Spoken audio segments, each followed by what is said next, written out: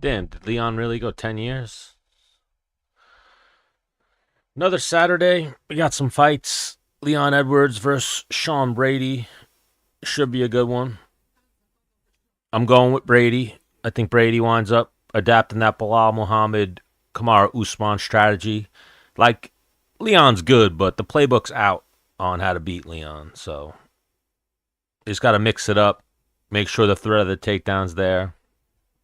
So, I'm going Sean Brady by decision. I think he grinds Leon out for 5 rounds. And Leon just chokes in front of his hometown fans. I think he's going to be gun shy. He's not going to get off. Sean Brady's going to be in his face. Right hand into the takedown, into the clinch. Probably a boring fight, actually, to be honest with you. What's up, Ali? I mean, obviously, I hope it's a little more entertaining, but I see it actually being a boring fight. But we'll see. I was just watching one video. Leon Edwards, you gotta love that confidence. You gotta go through life with the same confidence as Leon Edwards. They basically asked him, they were asking him who, if he's a better striker than this person, this person, this person, and he said he's better than everybody. So there's nobody there, according to Leon Edwards, there's nobody better than Leon Edwards. So I love that confidence. Who you guys got tonight? Leon or today? Leon Edwards or Sean Brady? The fight I am most looking forward to is Gunnar Nelson return versus Kevin Holland. I'm rooting for Gunnar in that one. Not the biggest Kevin Holland fan. Think he's a fucking goof.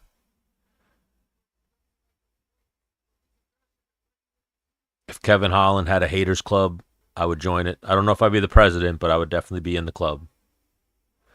Would definitely join the club because that guy's a fucking goofy.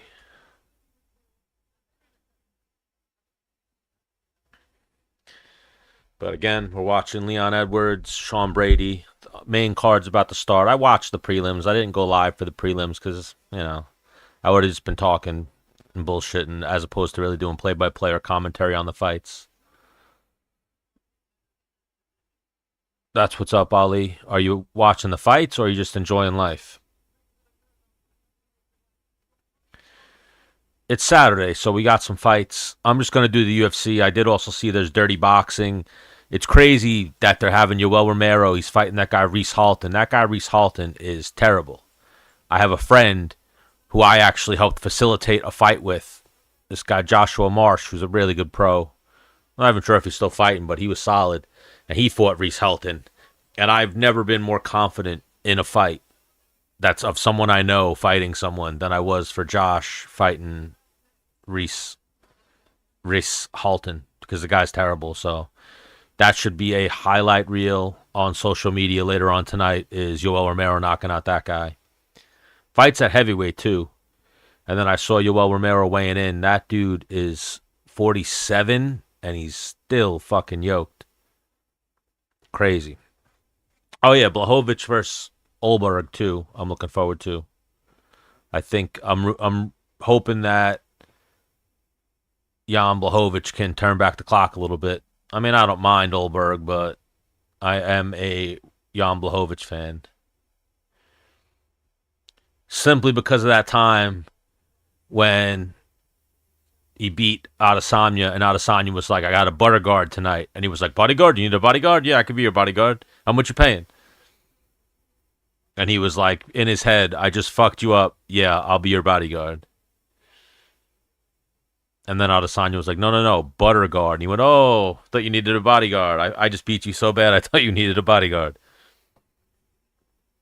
But we got Nathaniel Wood versus Morgan Treachery, Jordan Vuvacek, Chris Duncan. Molly McCann's probably going to take another L. Gunnar Nelson versus Kevin Holland. Blahovic versus Olberg. Leon Edwards, Sean Brady. So a 6-fight main card from London. The fans in London are usually good, usually very entertaining. They're usually very active during the fights.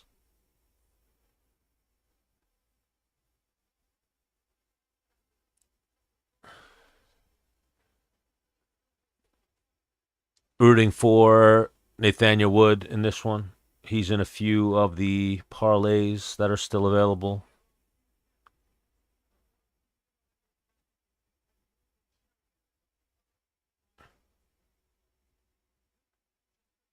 But this dude, Charest, however you pronounce it, it's pretty good.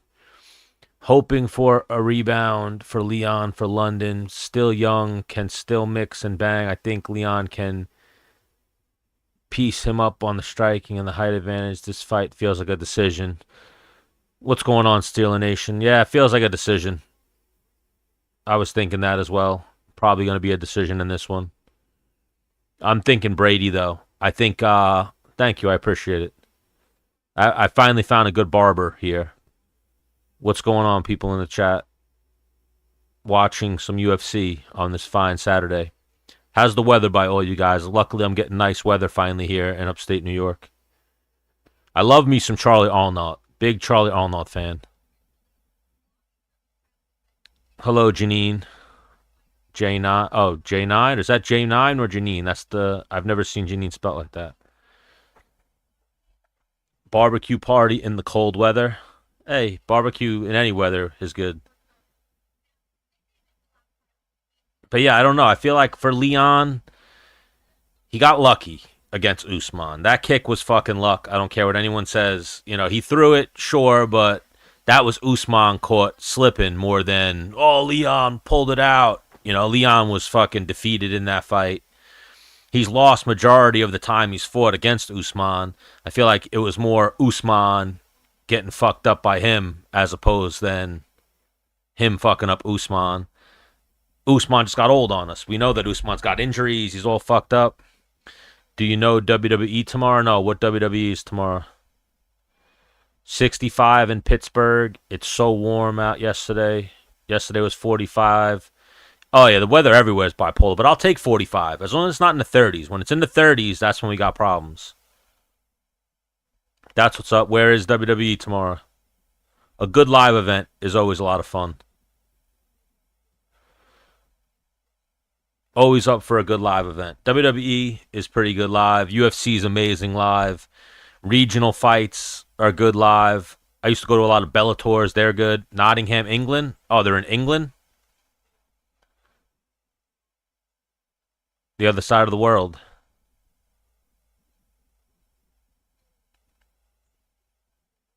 But yes, Steeler Nation, I'm excited for the baseball season as well. I am a Paul Skeens fan. So I'm looking forward to Paul Skeens doing his thing. You know, you always worry. I didn't just start watching. What's up, Juice Man? I just started live. I just went live. I watched the prelims. I do not live in England. I live in New York, in America. Are there champions in something so rigged? I don't know what you mean by that. Fighting's rigged? I'll give you guys some play-by-play. I can't show the fights. I'm at risk for losing my account at this point. Yes, I saw the prelims. Prelims were good. Brother, try male buffalo milk. I'm good on that. I don't need no male buffalo milk. Prelims were good, though. I was entertained by the prelims. That heavyweight fight was a little boring. That girl fight actually wound up being good. The blonde chick who got knocked out with a head kick and then was all fucked up on the ground, but the girl on top of her was just terrible that she got armbarred. John Cena? I'm stuck always saying John Cena the way that, what's that guy's name? Santino Morello is how I say it. John Cena. I always say that whenever I think of John Cena. Yes, please hit the like button. Throw me a follow. I appreciate it. Yeah, someone was asking on TikTok if I'm showing the fights. I'm at the point now. Sometimes they let you skate through, but I had a couple of complaints on my account that I'm close to my TikTok getting banned. So, and again, I got to stay on my best behavior because I get banned every week for TikTok, but I've been lucky the last 2 weeks. So this could be week 3 where I don't get banned. Yeah, I think Skeens is really good.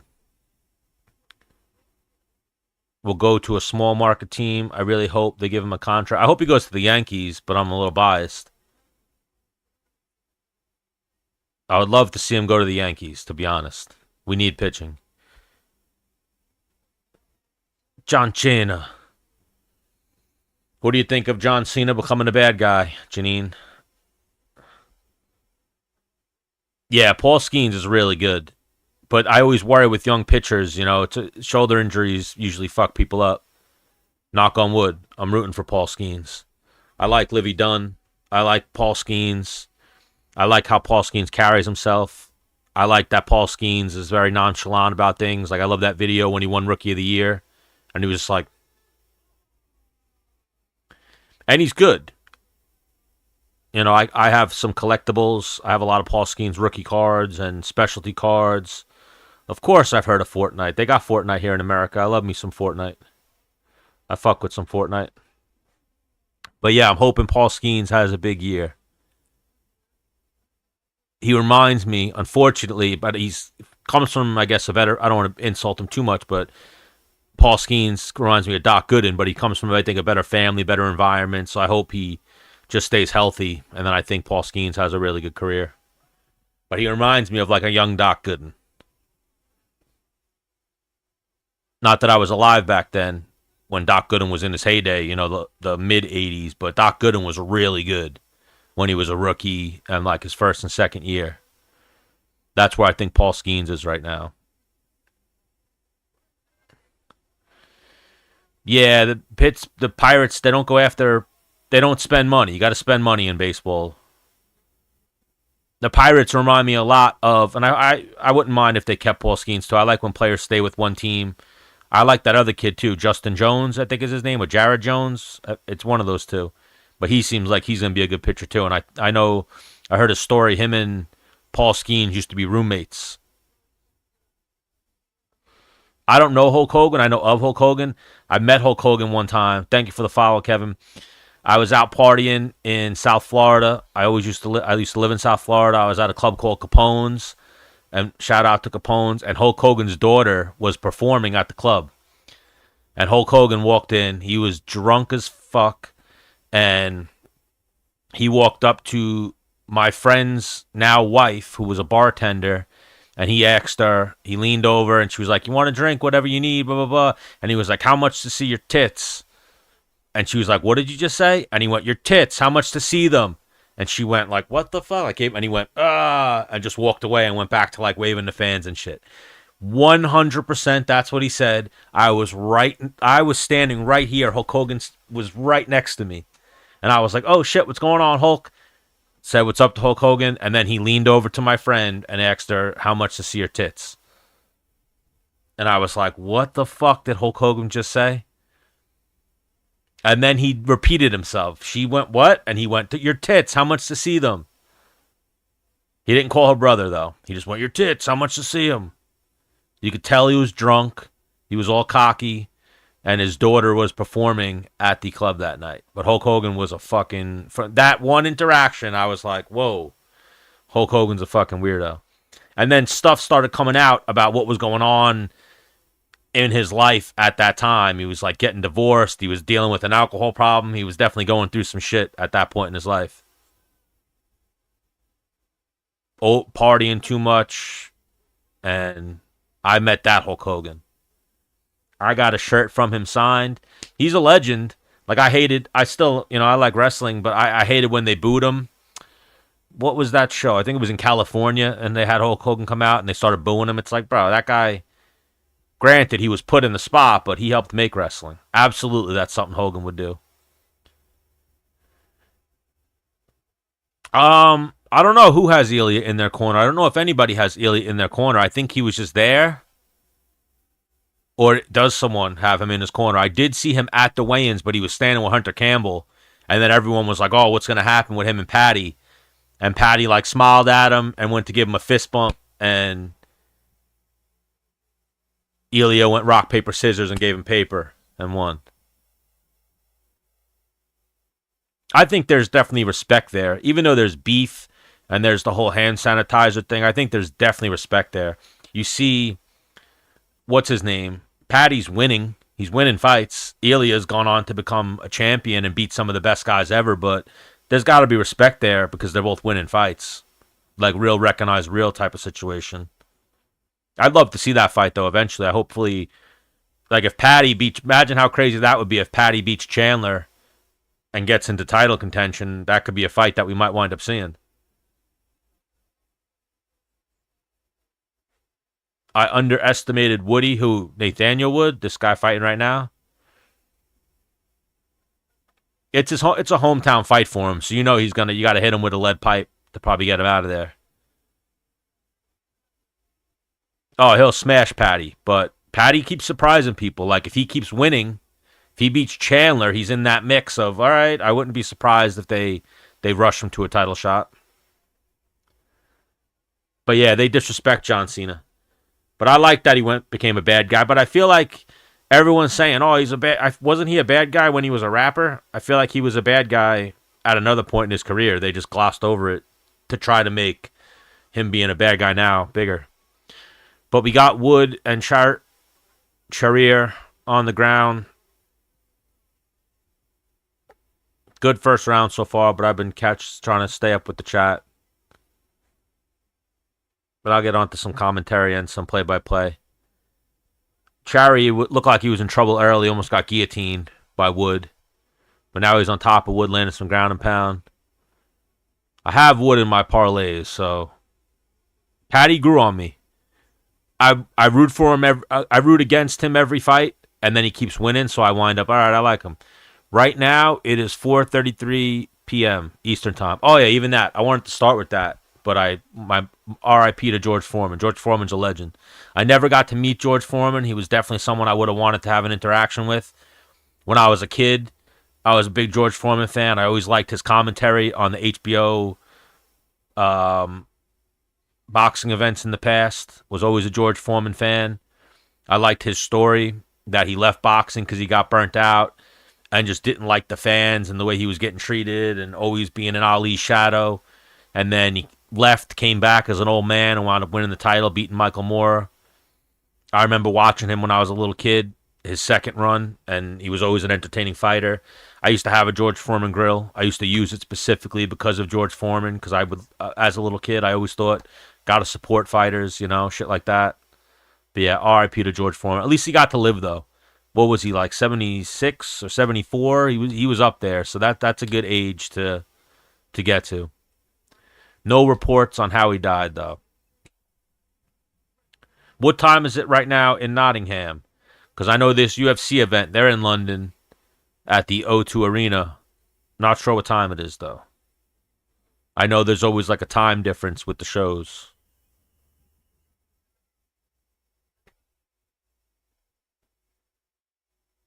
Oh, that's what's up. I don't have a Foreman grill anymore. I gotta see if I can get one.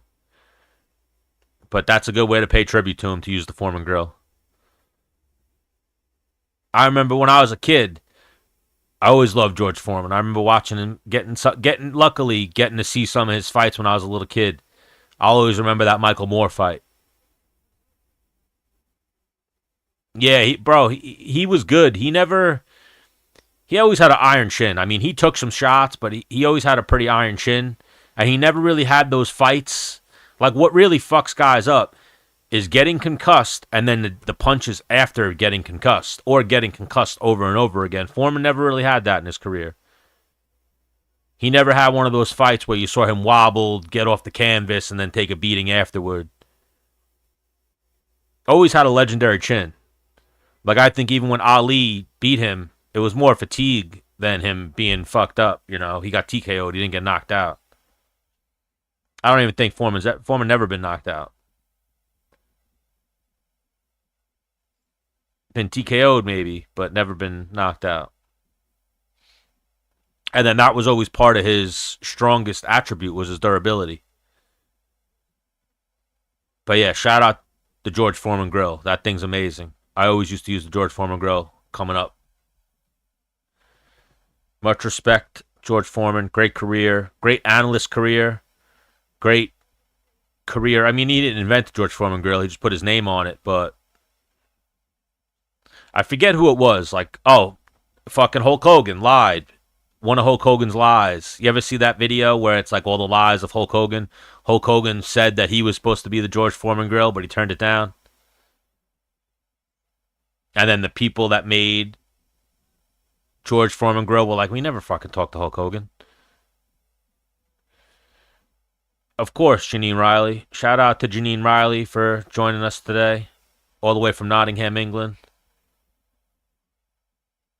I support the English people. We're watching Leon Edwards. We're watching Nathaniel Wood right now, who's an English fighter.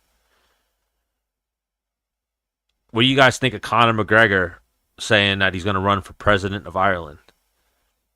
And if I'm not mistaken, I follow this one person on Twitter that they always post when someone gets taken out of the pool or taken out of the... Oh, you're not from Nottingham? I thought you said you were from Nottingham.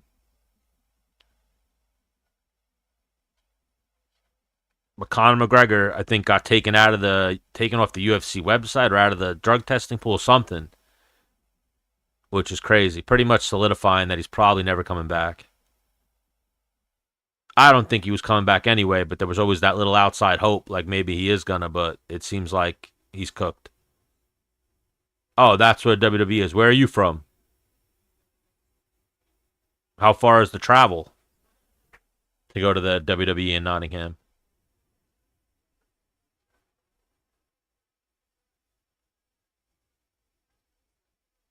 Oh, that's so funny when he said that, though. He's like, we're like the little bro. We're the little bro to America. Canuck. All right, so shout out to Janine Riley from Canuck, going to the WWE tomorrow.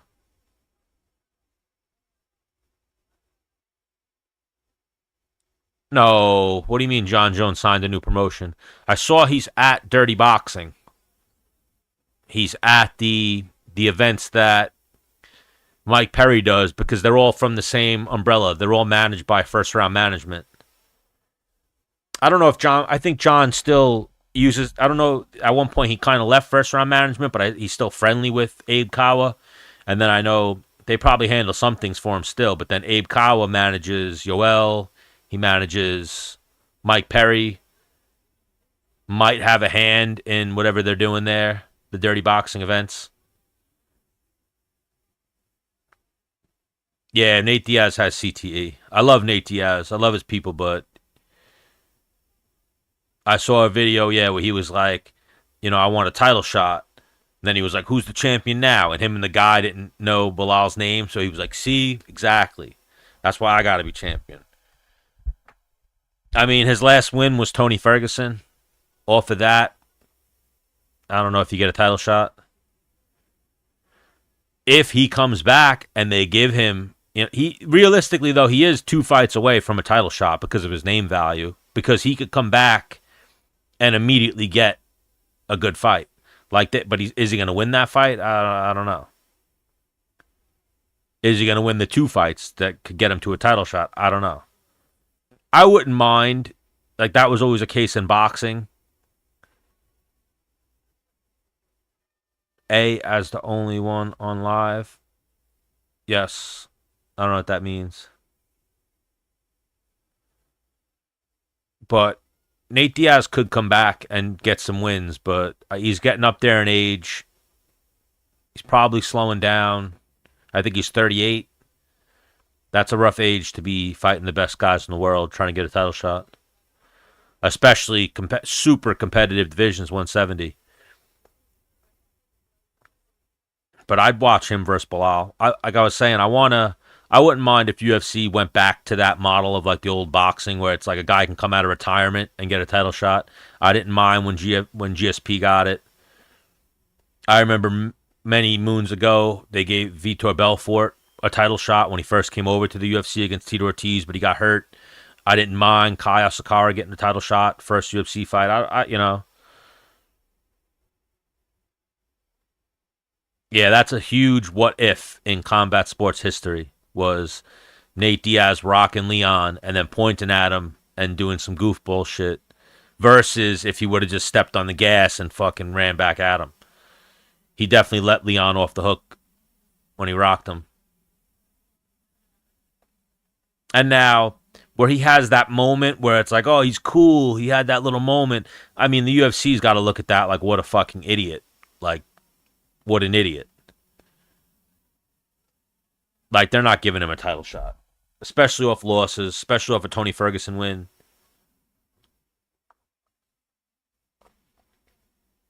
He's got a ways to go. And he's too old. That's like Nick. Nick says the same shit too. Nick says, like, I want to come back and fight for the title. And it's like, bro, I get it. You got to be confident, but there's got to also become a point where you're realistic about your limitations and where you are in the sport.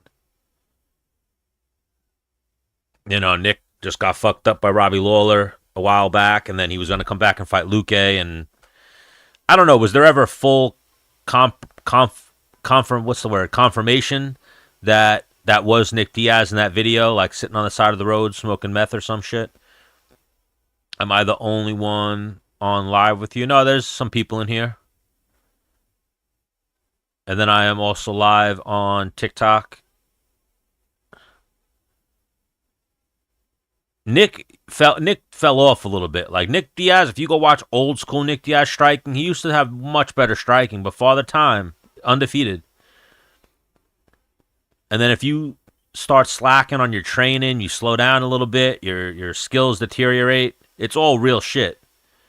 And what is Nick now? Nick's 40? I know he's older than Nate. Nate's 38. That's one of the roughest. It's tough in real life, day-to-day life, seeing your family members and yourself getting old. It's tough watching fighters get old because it's like it's there for you to see. And then if you go back and you watch their old shit, you're like, oh, it's not the same person.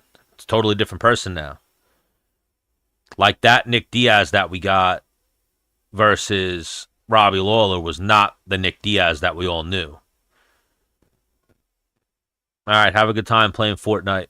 I don't drop in anymore, but I got to get back on my shit. I got a PS5. I never play it though. Haven't played it in months. But yeah, I like some Fortnite. I support Fortnite. I think it's good for the kids. It's good for the adults too. I've had a lot of fun on Fortnite. But yes, thank you for the conversation. Please throw me some likes. Throw me a follow. I appreciate it. So this Wood Chari fight, I haven't paid too much attention to, but the next one, I'll get on my game. I want to say Wood's winning simply because I have him in my parlays, but it looks like it's been a competitive fight.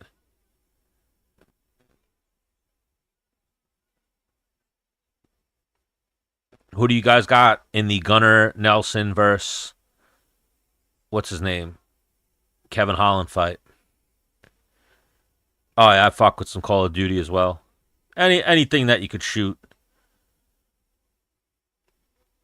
You know, the Menace Dennis Bermudez used to say it best. You know, I want to play video games. I want to do stuff that I can't do in my day-to-day life. Like I want to shoot some shit. I want to flip some cars. I want to do that type of shit. So any game like that, yeah, I love me some Call of Duty. Oh, what did they do to me? Oh, they restricted my live. Regulated goods content. I don't even know what that means. They stay getting me.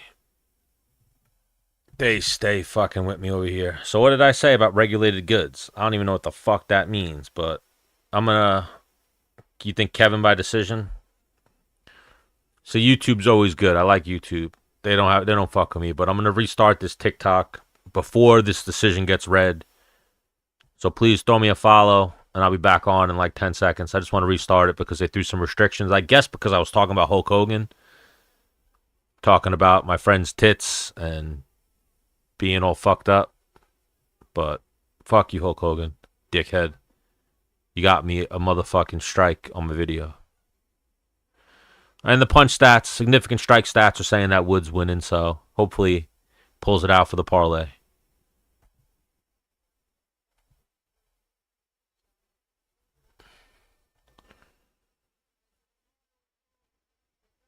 Oh, Kevin by submission, you think? I don't know about that. He ain't submitting Gunnar Nelson. I'd see Gunnar Nelson submitting him before I see Kevin Holland submitting Gunnar. Maybe a club and sub. I mean, that could always happen, but I mean, you remember how good Gunnar Henderson is. My brain keeps saying Gunnar Henderson, the baseball player. That's where my brain's at. But you remember how good Gunnar Nelson is. Gunnar Nelson was always pretty highly touted, and then was definitely on his way to being a contender at 170 before some injuries, and I guess life got in the way. I don't know what happened, but he felt.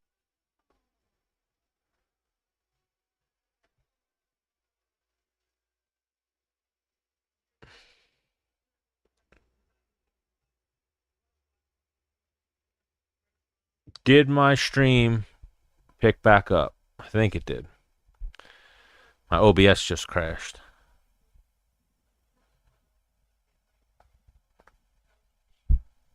But chat disconnected. Please wait while we try to reconnect you. Hello, Janine. Hello again.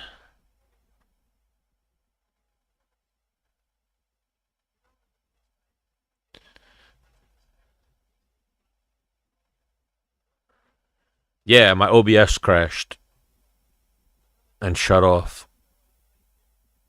But we're back. Luckily, it put me right back up.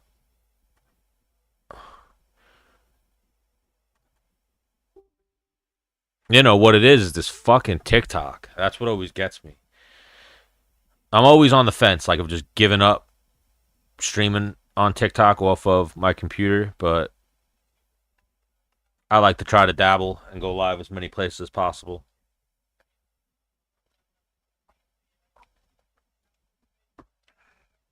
But the TikTok live studio, I think, just takes up so much RAM and like processing power that it kind of like slows your computer down, fucks you up.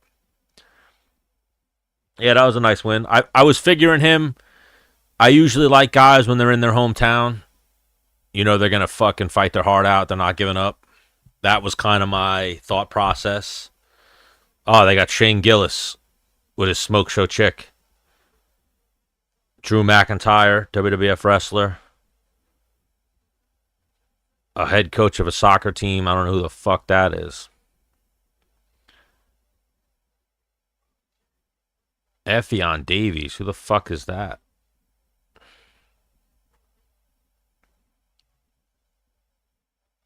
Oh, she's a grappler. Yeah, nice win by Nathaniel Wood. Like I said, he's in some of the parlays, so hopefully he won. So hopefully the rest of the guys get the job done.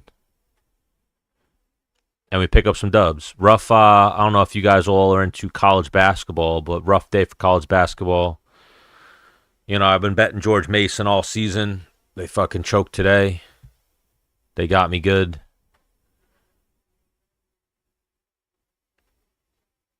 Always fucking annoying when a team chokes on you.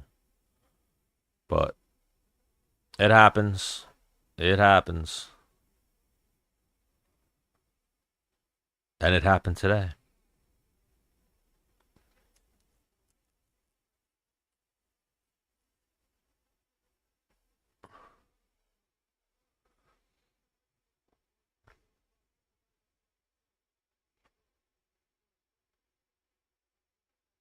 Messi. I feel like Messi's been there for a while, no?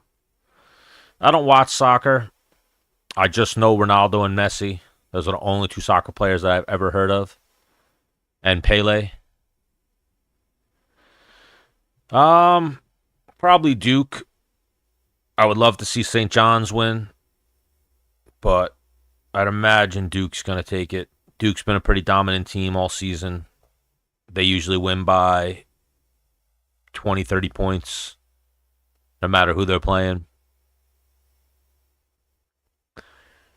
And then the big thing with Messi or Ronaldo, I don't know. I guess Messi. Or, you know, don't really have a pick either way. Messi simply because he's with Miami now. But for March Madness, The thing I see with like the Duke team, too many teams, same thing as like the NBA. Too many teams live by the three. And every team, any player, whatever, you shoot 40% from three at most. Yeah, North Carolina fucked me last night too. You got to just take the twos. Take the twos and play defense versus chuck up the threes. I see too many teams chuck up threes, and that's why they lose the games. George Mason today, they should have took the twos and played defense. They were chucking up fucking threes. Shit drives me fucking insane. I see it in the NBA all the time too. Now, granted, there's a few exceptions, like James Harden shoot the fucking three. What's up, Scuba Steve? How are you today? There are some exceptions, but I see too many teams in March in college basketball. They just start living by the three, and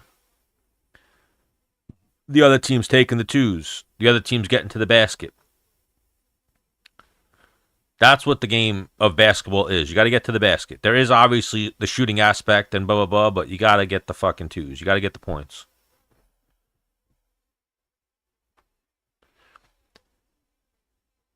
Oh, why? They just showed him showing up? Brady's good. I think the Bilal fight was the outlier. I think Bilal was on that night.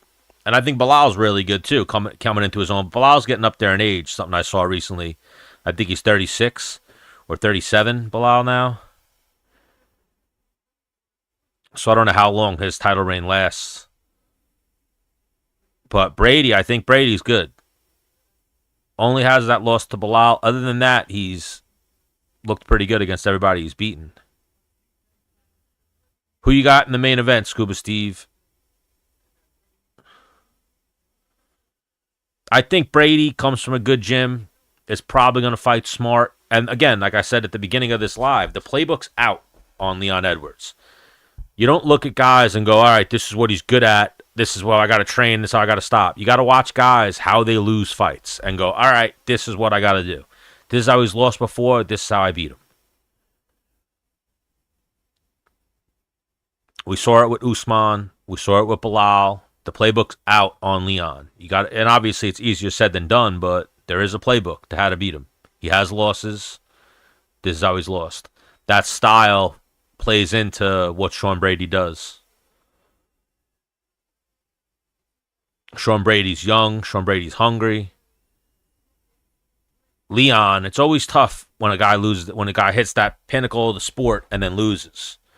Because then they're kind of fighting to get back. They're not really fighting the same way. They're a little bit, they get a little bit gun shy. Like even the playbook was there for Colby. And then Colby just didn't grapple. And then by the time he started trying to grapple, it was too late. He was zapped cardio-wise, then got a broken foot, hurt his foot. Should have been trying to spam takedowns and make the fight ugly from the jump with Leon. You let Leon sit at range, he's a fucking good striker. But yeah, it's very high on himself, Leon. Like I said when I first started the live too, I was just watching a video. A video came up on my TikTok before I went live of Leon comparing himself to every UFC fighter. Every fighter, pretty much. They asked him about every fighter, and he was like, oh, I'm a better striker than him.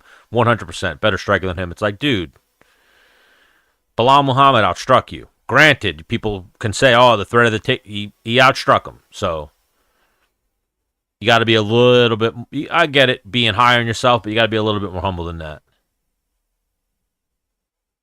That kind of had me thinking that Sean Brady might be catching him with something on the feet because I don't think he respects Sean Brady's striking.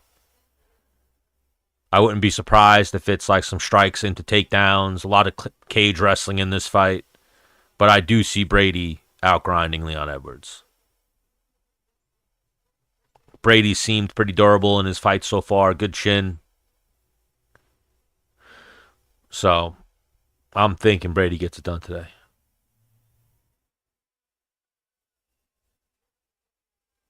I usually stay away from women's MMA. But I did bet on the other girl against Molly, Meatball Molly. I think Meatball Molly's terrible. Sweet lady. I've met her at one of the UFCs. I forget which one. Sweet girl, but she's terrible. Her grappling's terrible. The other girl's a way better grappler, so I'm hoping that girl submits her or just beats her, but She's terrible. She is not a good grappler, not a good fighter.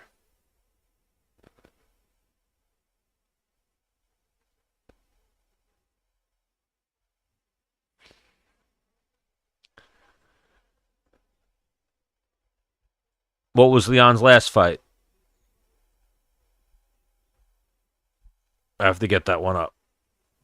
I have to get up the fight card so I can look at people's most recent bouts. Was his last fight Bilal?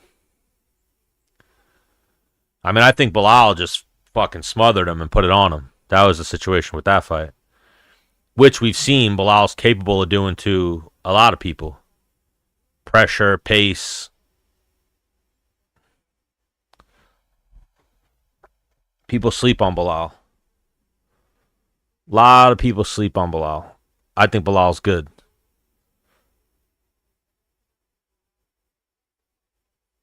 But yeah, I find a lot of people always sleeping on Bilal.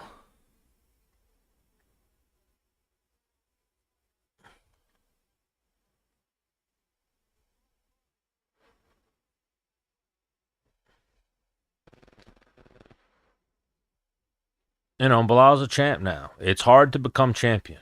But like I always do say, it is easier to become champion than it is a stay champion. Leon was able to stay champ for a little bit. He did beat Usman in the rematch. Close fight. Was able to beat Covington in the worst performance of Covington's career.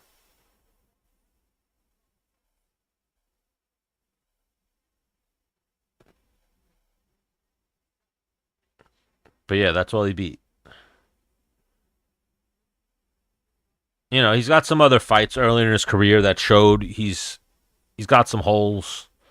Like he caught, I think the case of Leon Edwards, he was obviously on a huge win streak, hadn't lost in a long time, but he just caught Usman when Usman was getting toward the end of it.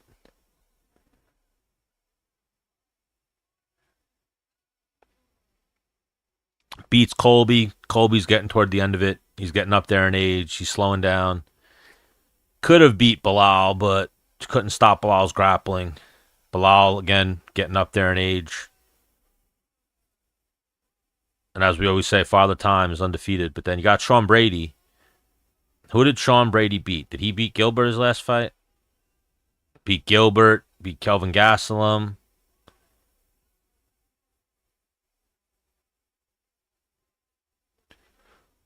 And then his fight with Bilal, too. Bilal just put it on him. But yeah, people always sleep on Bilal. Bilal's good. If Usman Khamzat was a 5-rounder, possibly. But I mean, Usman took that fight on 2 weeks' notice. So was he coming on and putting it on Khamzat a little bit more in the third round? Yeah, but not by much. And Khamzat was definitely looking more fatigued, but who knows if Usman had that cardio in his bag because he hadn't trained for that fight.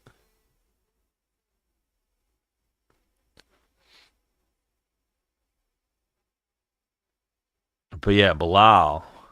Last loss was Jeff Neal in 2019. And then the eye poke. And Jeff Neal, depending on which Jeff Neal shows up, capable of beating anybody. Guy's really fucking good. Really technical striker. And just had some shit going on in his life, I think, that wound up catching a few L's. But any given night, any opponent, Jeff Neal's a tough fight. Brady beat Kelvin, but Kelvin's always 50-50. Kelvin, too, is like Jeff Neal. You don't know which Kelvin you're going to get. Like, Kelvin is big on underperforming a little bit, I think. What's up, Jay Slice? How are you today? We got Vucinic versus Duncan going right now. Another day of some fights. A couple of good ones coming up. I think after this one, we got some good ones. We got the Meatball Molly fight. Oh, shit. Vucinic just dropped Duncan. Now he's on a guillotine. Or no, Duncan just dropped Vucinic. Duncan just dropped Vucinic. Now he's on a guillotine. Or no, Duncan just dropped Vucinic. Or no, Duncan just dropped Vucinic. Or no, Duncan just dropped Vucinic. Or no, Duncan just dropped Vucinic. Or no, Duncan just dropped Vucinic.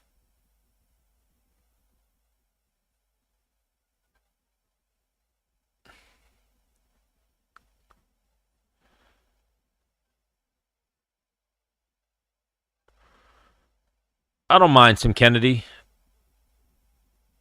I like him. I did see he was getting attacked recently for like stolen valor and shit like that, or lying about some of his military exploits, but I wasn't there. But I like Tim Kennedy. I've always been gutted for Tim Kennedy about that Yoel Romero fight where there was Stoolgate, where Yoel sat on the stool for like 30 seconds after he basically got TKO'd by Tim Kennedy, but they gave Yoel time to recover. And that fight totally changed the trajectory of his career. Yoel went on to fight for the title. Tim Kennedy went on to like lose and fucking. Yeah, I think he's legit, Tim Kennedy, but I think I saw people saying recently that some people who knew him in the military were saying that he exaggerates a lot of the stuff he says. But maybe they're just looking for clout, is how I would look at it.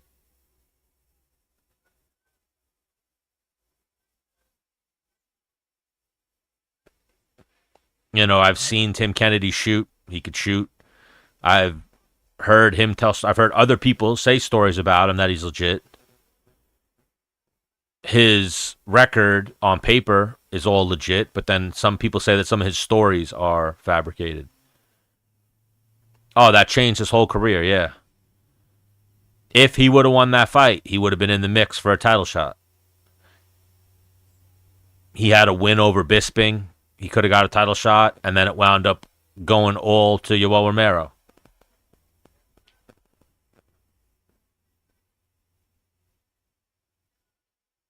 But I like Tim Kennedy. I got a Tim Kennedy poster, signed Tim Kennedy poster around somewhere.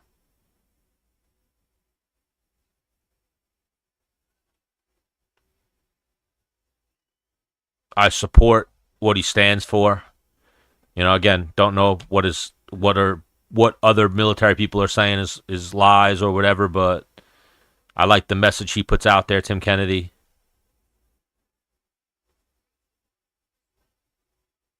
We got Duncan putting it on Vucinic so far. I stayed away from this fight. Didn't pick anyone on this one. Duncan working Vucinic up against the cage. So Vucinic got dropped early in this fight. He seems like he's recovered. And he's competently defending himself. Trying to work his way back to his feet.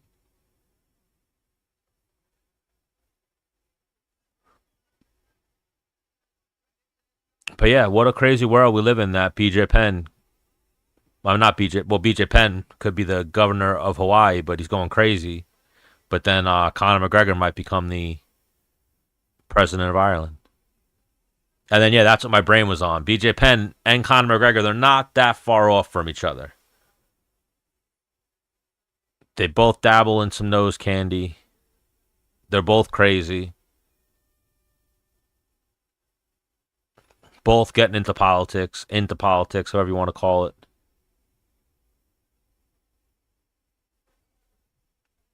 Let me see that. Yeah, he fought Rafael Natal. I have a poster of him versus Rafael Natal from the Fight for the Troops. But yeah, Kennedy's a legend, in my opinion. Again, I just feel like those news stories that were coming out about him having false vows, probably other people looking for clout or just being fucking knuckleheads. Everyone's got haters. Rumor is BJ is on that meth in Hilo. I didn't hear that, but could be. I could see Colby getting into politics. I could see Uncle Chael getting into politics. I know Uncle Chael ran for something already, but had to pull out because some shit was, he had some controversy, some shit that was going to damage his campaign. But I did hear Uncle Chael saying he was going to run for governor of Oregon. I could definitely see Colby doing something politically. Tito Ortiz, I think, won like a council seat or something. Shows you how stupid fucking California is, though, if they would put Tito Ortiz in any type of political position. That's fucking insane. Another takedown for Duncan to start the second round. Vucinic got one of those weird tattoos where he just pigmented his whole fucking skin. Yes, Padilla won. Decision. Over Jai Herbert. Outworked him.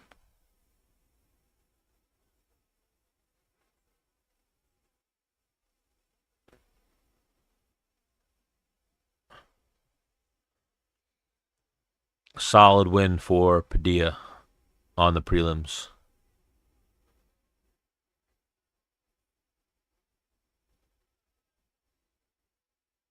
Yes, Tito and Kamala Harris are the Spider-Man meme. They're both fucking airhead. But you can't hate on Tito. Tito has some successful businesses. He's done well for himself. But he has so much shit on the internet where he's been a fucking idiot. Again, I talk about it every time I go live. My favorite Tito thing is when he says the thing and he goes for a mic drop and he throws the mic up and the mic hits him. He hits himself in the head with the fucking mic.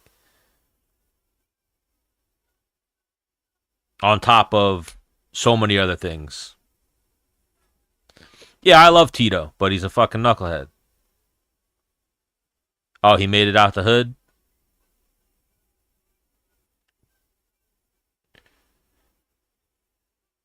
No, he wasn't the governor of Huntington. He was a councilman. They don't have What is it? Orange County has a mayor. They don't have a governor. And Tito was not the mayor. He was a councilman for like a district.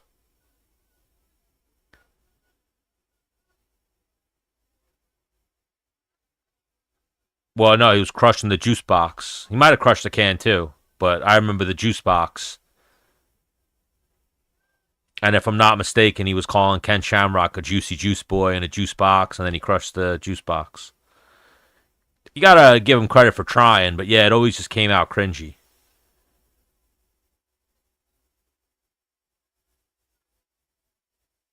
Yeah, they're like right hook, and he throws a left hook. Now throw the he's.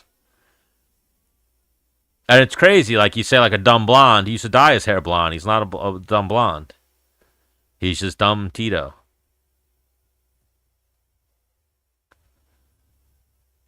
Definitely some CTE for Tito too. He was a guy who definitely took some shots. Always had a pretty good chin, but got TKO'd a few times. Maybe knocked out once.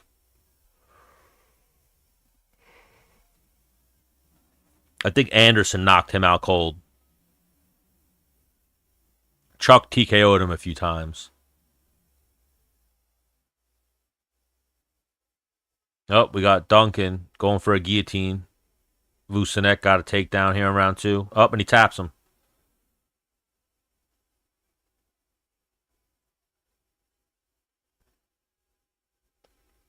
So the UK fighters are doing pretty good so far. But I should have fucking, now my brain's like, I should have fucking stayed away from the women's MMA. But I fucking bet the Molly McCann fight like a fucking idiot. But I bet the other girl. Simply because I think Molly fucking sucks.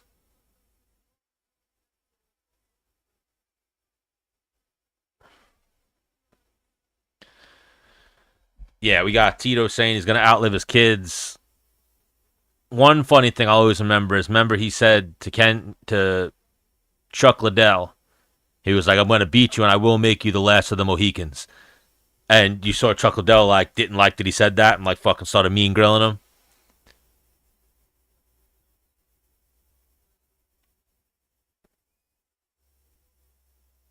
But yeah, guillotine win there for Chris Duncan. Again, I've said it before. Sometimes I'll go down that rabbit hole and it helps me just get through my day with a smile as I watch some Tito Ortiz being a goofball videos.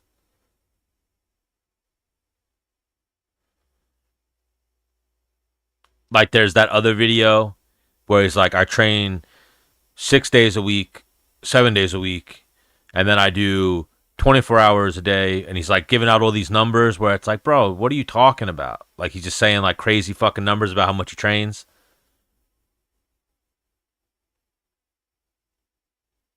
Definitely a product of not the best education as well as some CTE.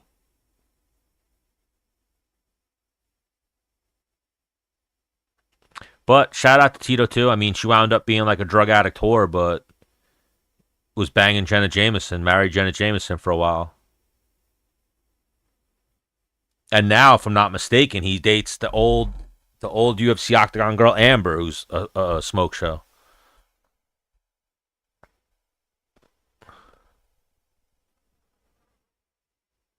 I keep seeing so many people are picking Lopez to beat Volkanovski. I think Volkanovski is going to beat the brakes off of Lopez.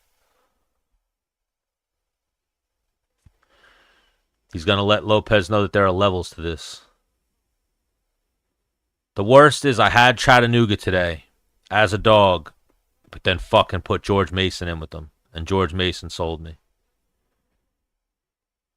And even George Mason had that game. They fucking blew it. Oh shit, St. John's about to lose to Arkansas.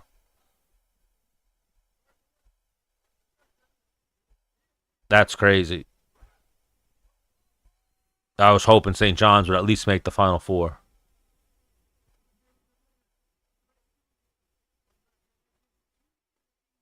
But it is not looking good for them.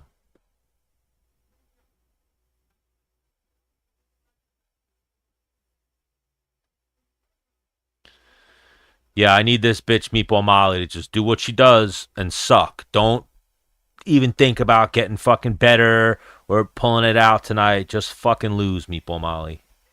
You trash receptacle.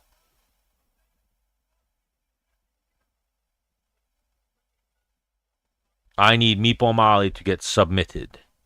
I need her to just lose, but I will take a submission loss. The girl she's fighting is 11-1 and a Brazilian, so hopefully she fights smart. Meatball Molly doesn't land anything.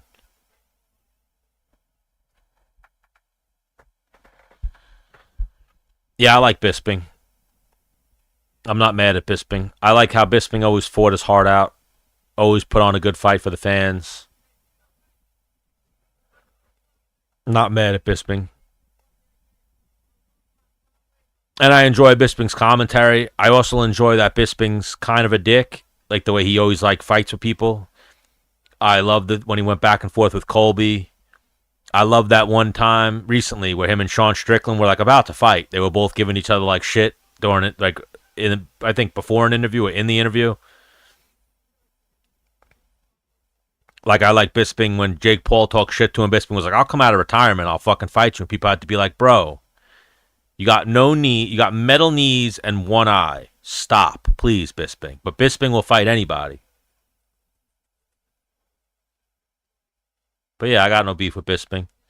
They just showed Paddy Pimblett to a loud ovation from the crowd.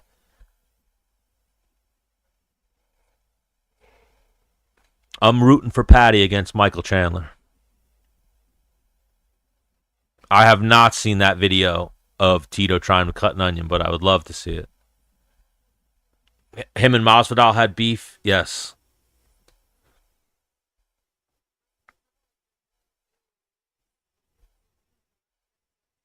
That's one thing I love about Bisping.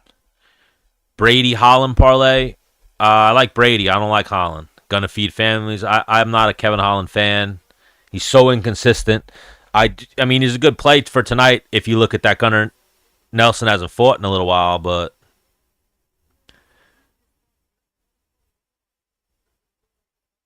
just need this bitch.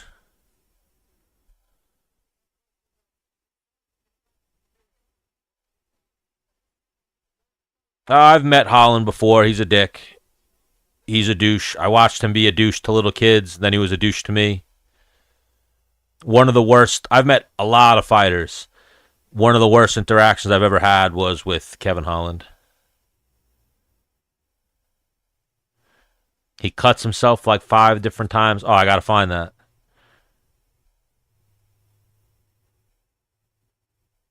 Yeah, Bisping's a straight shooter. That's why I like Bisping. Rampage is a good dude. Comes off like a good dude. Even though he tried to take my girl. I've told that story before, but I like Rampage. Kevin Holland, kind of a douche. Kevin Holland and Usman are probably two of the worst interactions I've ever had with a fighter. Usman, because he's like thinks he's big time. And then I've seen Usman do that to fucking UFC fighters and other people. Like, just walk right past him. Like, Usman wants you to kiss his ass. I mean, he's a good host. Bear, I don't mind him. The guy who does the show at Rampage, but I wouldn't say I'm particularly a fan. I did see that one video recently where he was talking shit to Arman Sarukian. I could see Holland. I saw someone say that they think Holland's going to win by submission. I could see him getting submitted before he submits Nelson. I don't think he's going to submit Nelson. But I could see him getting submitted. But he could get a club and sub. The problem with that fight is Nelson hasn't fought in a little bit. Yes, Marty Fake Newsman.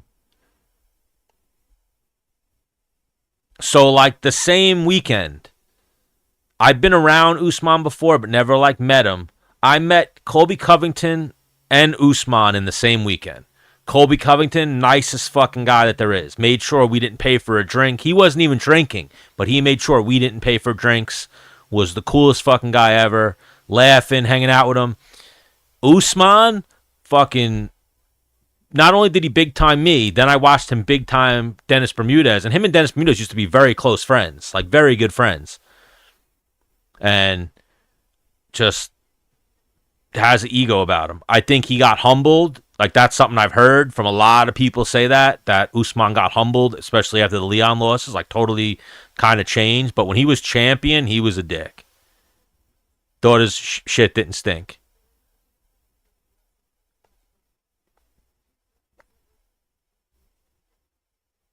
Yeah, Gunnar hasn't fought in a while. I think like 2 years at least.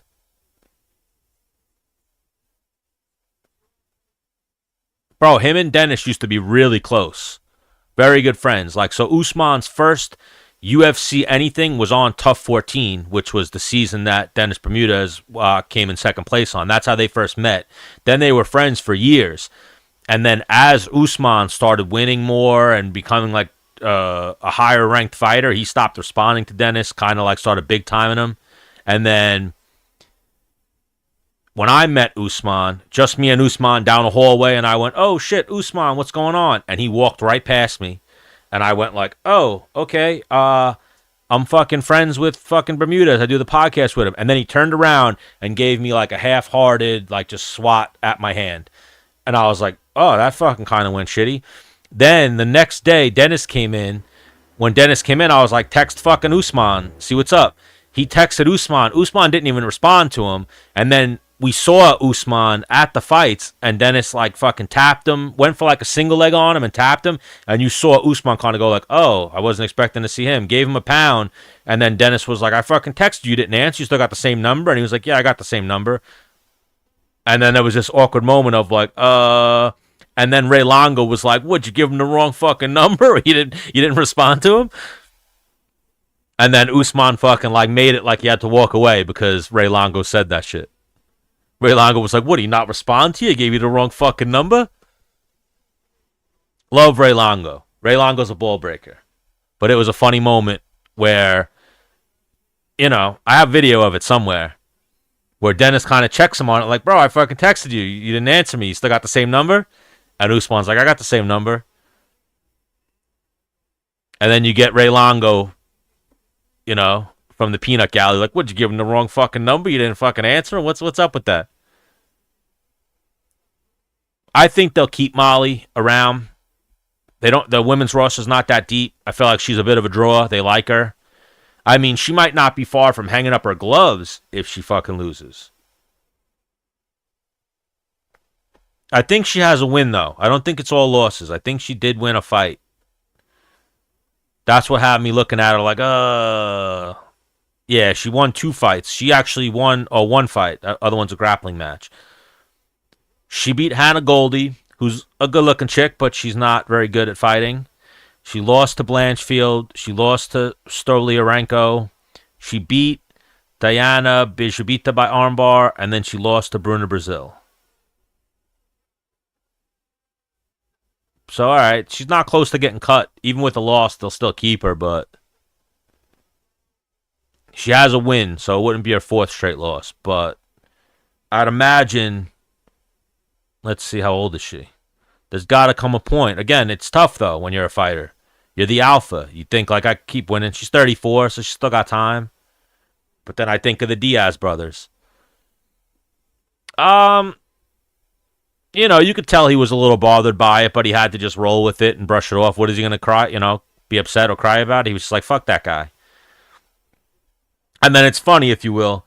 So when I had that interaction with Usman, I immediately hit up Dennis, and I was like, that dude is Marty Fake Newsman. Forever. That's who that dude is. And he was like, what happened? I was like, you fucking big time me. Like, you fucking just walked past me.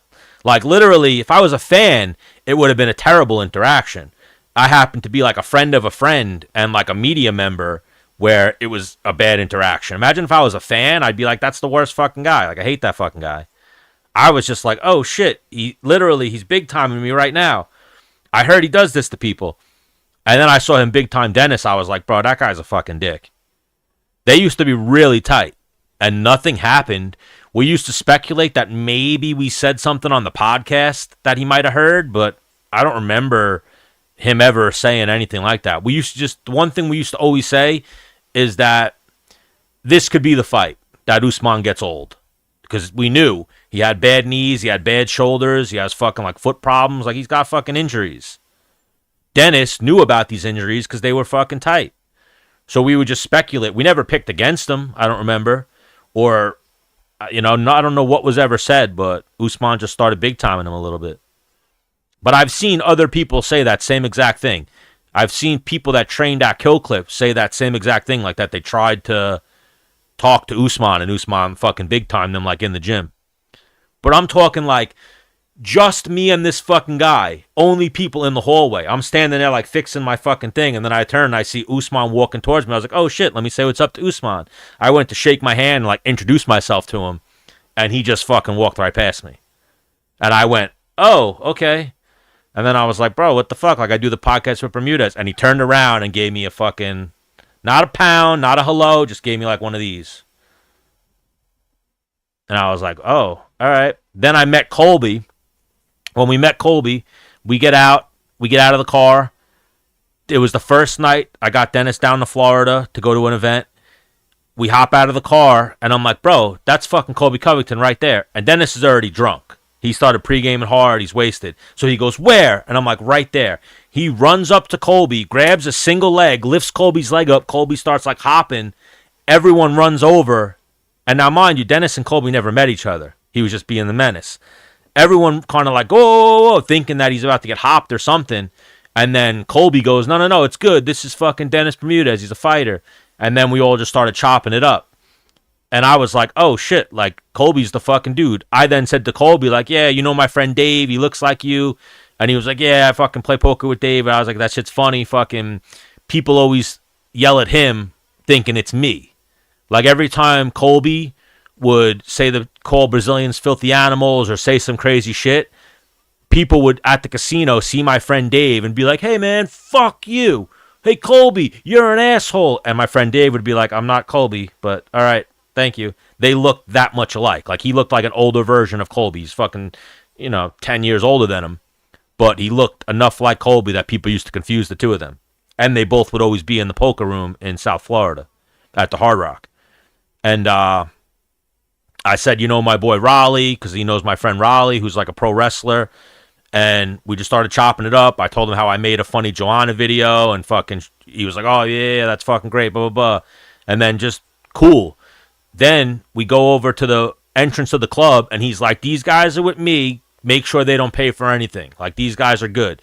The VIP host then goes like, all right, you two, I got you two. We then get fucking drinks, everything, all night. Didn't pay a fucking dollar. And then I'm like, you're not drinking? Colby's like, I don't know when they're going to call, so no, I don't really drink like that. I'm not drinking. So he wasn't even drinking. He was drinking water. And he made sure that the people he were with, two random guys he just met. Granted, Dennis was a UFC fighter, and I'm friends of friends, whatever. But he was like, you guys are good tonight. Drinks are on fucking the VIP guy at Sway. So, can't say a bad word about fucking Colby Covington. Usman, I watched him big time me, then I watched him big time his friend of like fucking 10 years. And then again, I've heard many stories like that where he kind of would big time people. But then I did hear that he changed, like you're saying right there. You got a reality check with Leon. I heard he changed a lot after the Leon fights. Got humbled by life. I've seen that, though, a few times where guys had this ego and then they get humbled in their professional life fighting and then they kind of change, if you will.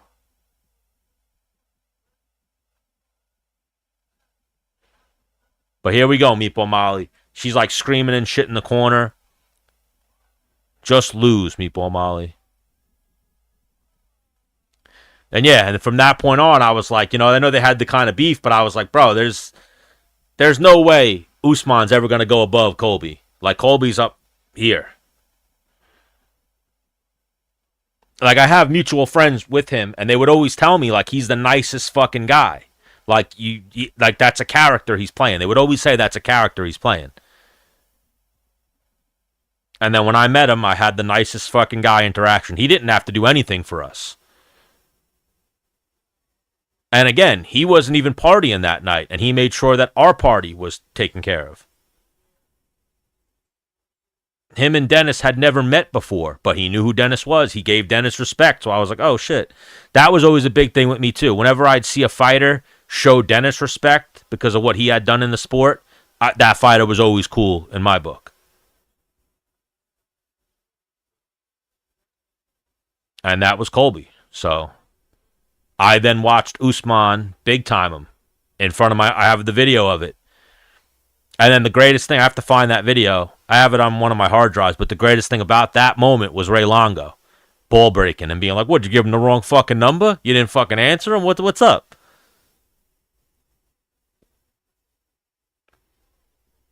It was in the hallway at Eagle FC.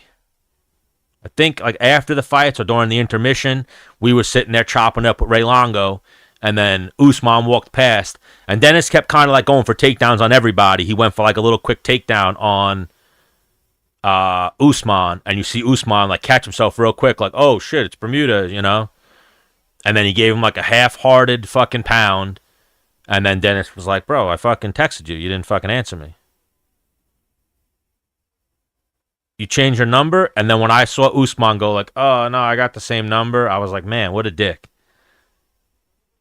Man, this girl now is on top of Molly, but I see Molly like throwing up arm bars. I do not need Meatball Molly by armbar.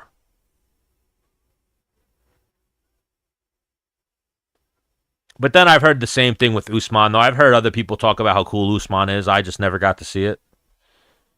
I've heard more stories of him big time in people. And then seen it with my eyes.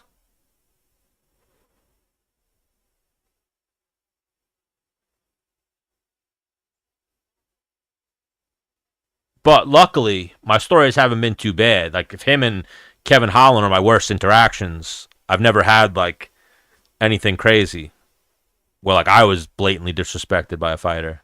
Other than Kevin Holland. But again, like I said, I saw Kevin Holland, like, take a picture with a kid, take a picture with another kid. Then when he started getting swarmed by fans, he kind of was like, nah, fuck these kids. I'm fucking out of here. I'm leaving. And then he told little kids, like, nah, I'm not taking pictures with you. I'm not doing autographs. I'm leaving. And it was like little kids, like fucking 7-year-olds, 8-year-olds, 10-year-olds. So I was at the Holland interaction I was at the Jake Paul Nate Diaz fight, and I had a cameraman. I was standing there like interviewing fucking fans and interviewing people that were walking by, and then Kevin Holland happened to walk by, and he started getting like talking to little kids. He like took a picture with one little kid, and then a couple of other little kids were like, "Hey, Kevin Holland," and he big timed them, and we're like, "Nah, fuck this, like I'm out of here." And then I went like, "Kevin Holland, let me grab you for a second." He was like, "I don't fucking know you. I've never seen you at a UFC event. I'm not fucking doing anything with you." And I was like, "Well, if you let me introduce myself, we would get to know each other. I'll tell you how we know each other." Because I'm always Kevin Bacon. I'm one name drop. Like, yeah, I know this person. We definitely know some mutual people. And he just totally big time me. And I thought like, oh shit, I'm going to talk about weed. Like it's going to be cool. And Kevin, oh shit, she's about to get subbed. She's about to get subbed. Come on, give it up, Molly. This girl's on her back. She got a rear naked choke in.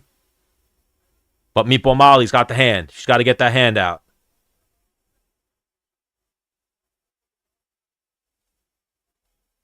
I've never met a young John Jones. I've met an old John Jones.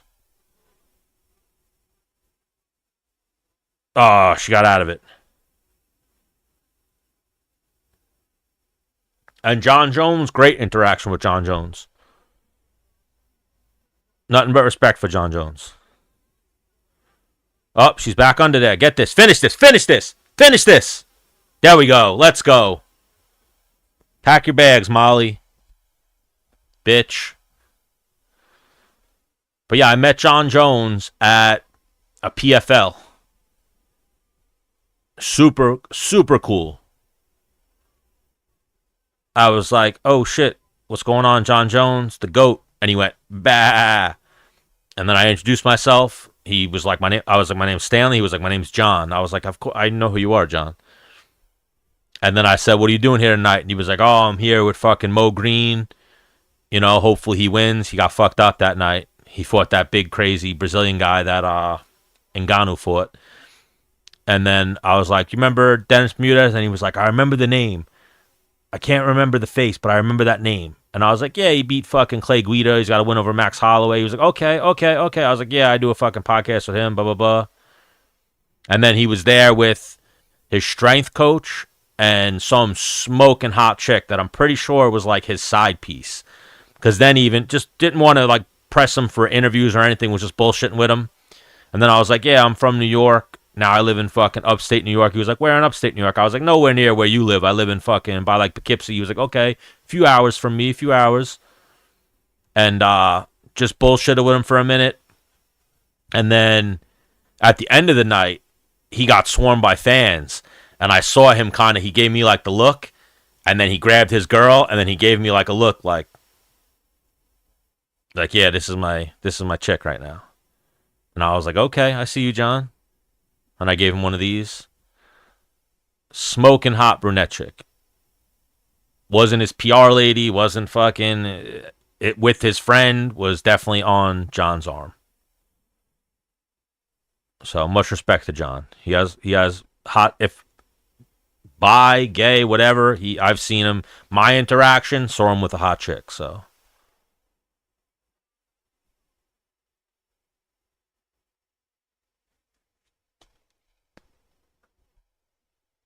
there's usually like a good, if you see, I mean, we're in New York, but usually there's like a good respect, I guess, amongst New Yorkers. And then again, I can Kevin Bacon anybody by dropping a name and being like, yeah, I used to train with so and so, or I do this, that.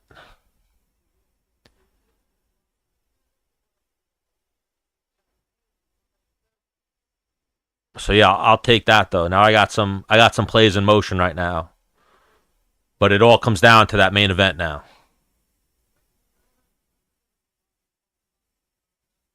All comes down to that main event now. And I think I have some other sprinkles of Blachowicz. I like Blachowicz tonight. I think he is old, sure. But I think he's got enough for Olberg. I don't think Olberg is that upper echelon of the division.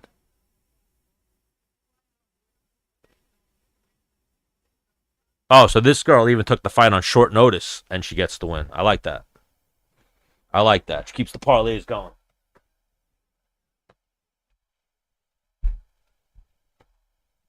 Oh, hey, Joe, checking on her. Shout out to this Brazilian chick. Shout out to this Brazilian chick.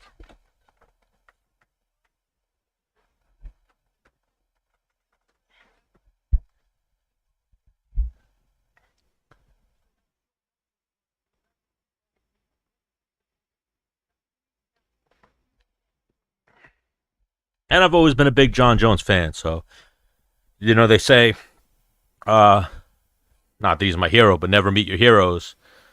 I was happy to have met John Jones. My interaction with John Jones was good.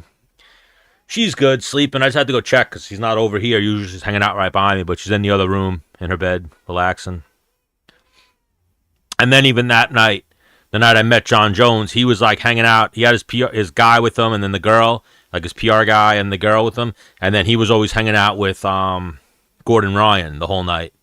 And so Gordon Ryan, same thing. I have like my Kevin Bacon, if you will, is a guy who was my wrestling coach for a little bit, is Gordon Ryan's wrestling coach. So I was like, and they're actually pretty good friends. So when I saw him, I was like, oh, I fucking used to work out with Seminar. He was like, okay. And he kind of like fucking fainted on me. And I was like, whoa, not back in the day, I broke my leg. I'm not that guy no more. And then I did talk to him about doing an interview or coming on the podcast. And he was like, absolutely, just fucking send me a message. And we pretty much never did a podcast after that. But I could definitely shoot that shot and try to do something with Gordon Ryan one day. But him too. Very nice dude. Was being cool to fans and shit. Again, the real bad one was Kevin Holland. I saw him be a dick to fans, and then he was a dick to me. So even him, same thing with Usman. I was media. If I was a fan, I would have been like, fuck this guy. He fucking sucks. But I was media, so I'm like, all right, I get it. You're busy, whatever, but kind of a doucher. But then even Kevin Holland, like, we were like heckling each other, yelling at each other from a distance. That he was like, I don't know you, so I'm not doing anything with you. I was like, bro, you didn't even give me a chance to tell you how we do know each other. And he was like, all right, well, tough break. And I was like, all right, wow, Kevin Holland's kind of a dick. And then again, saw him big time little kids that I was like, that's a little fucked up.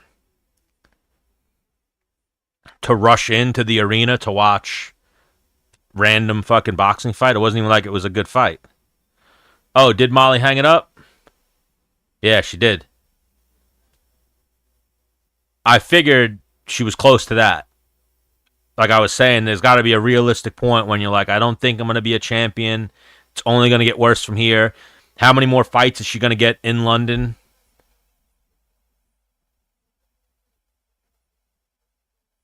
$314 is going to be fucking fun. Volkanovski Lopez, Chandler Pimblett, Bryce Mitchell versus Gene Silva, Jeff Neal versus Carlos Pratis, Yair versus Patricio Pitbull. I'm looking forward to Pitbull versus Rodriguez, see how that one plays out. I hope Jeff Neal fraud checks Pratis. I hope Bryce Mitchell beats Silva. I hope Patty beats Chandler. And I like Chandler. I've met Chandler. Wasn't a bad guy. He was nice. And then I hope Volk beats Lopez. Volk's one of the coolest guys I've ever interacted with as well.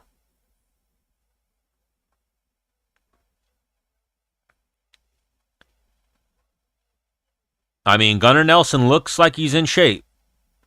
I know he was always... So this is the other interesting thing about this fight, which does favor Holland, is Holland's definitely bigger. Holland is a small 85er, like just fights at 85 without cutting any weight. He's a big 170, and I feel like Gunnar Nelson was a small 170, could probably make 55. But he does look a little yoked up, Gunnar Nelson, so... Yeah, 314 is good. I think even the undercard has some good fights, if I'm not mistaken.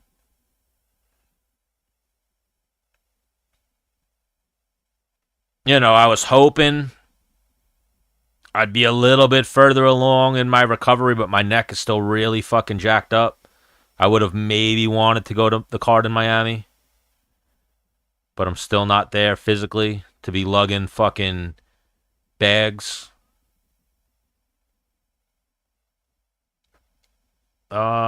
Chase Hooper versus Jim Miller. Oh, I thought the undercard was better than this, but there's a couple fights. Dan Ige versus Sean Woodson.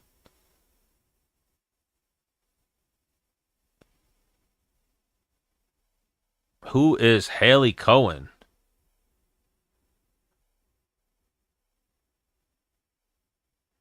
I don't know who she is, but I like her. She looks hot. Haley Cohen.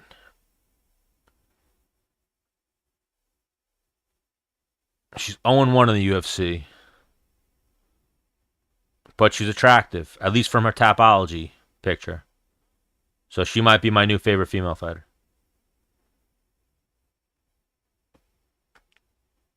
Haley Cohen. You know, for the longest time, I try not to get analytical on girl fights because they're terrible. They're not very skilled.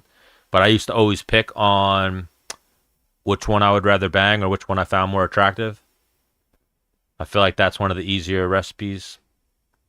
All right, never mind. Her Tapology picture is better than the rest of her pictures. I mean, she's not bad looking though. No, she's cute. There's a couple of good ones.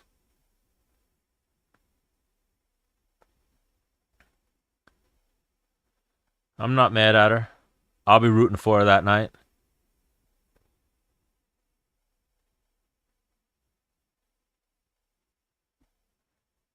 But yeah, 314 is looking like the card.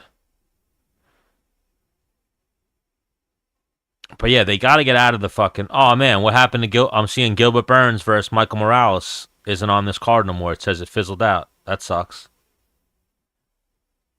Was this fight rebooked?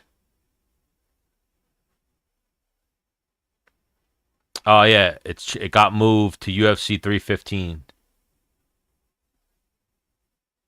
Must win for Gilbert Burns. Every fight's obviously must win, but this is absolutely must win for Gilbert Burns. 3 losses in a row. He needs this one.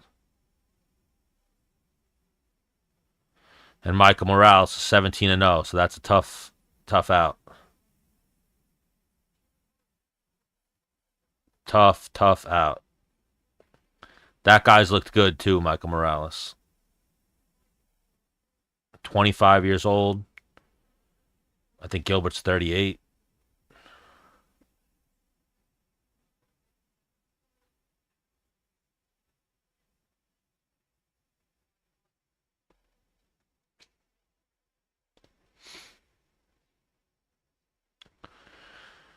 It was fun while it lasted, Meatball Molly. Just hopefully my fucking bets hit.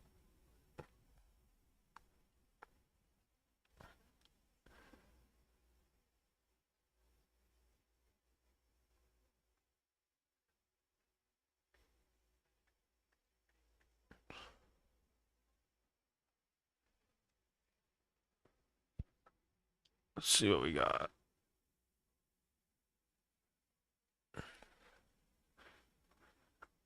Good day of fights so far. You know, I got some shit I gotta do. I would like to stay and watch the dirty boxing, but maybe I'll be peeking in on that. I saw Andre Arlovski's fighting in it. Zach Pagua, another UFC veteran. But Yoel Romero, if you could bet on that fight, I'm sure the odds are fucking insane, but Yoel Romero is going to kill that guy. Absolutely is going to kill that guy. Like, I remember, now granted, a few years ago, but you don't make that great of a... Like, if you're fucking awkward and your striking is terrible, it's probably not going to improve too much. But I remember looking at tape on that guy and being like, oh, this is an easy fucking win for Josh. Guy was one of the worst heavyweights I'd seen. That's who Yoel Romero was fighting tonight. Just wasn't very athletic looking. Think he was actually a football player, but just did not look like it. So Kevin Holland versus Gunnar Nelson. This is one of the fights I am most looking forward to on this card.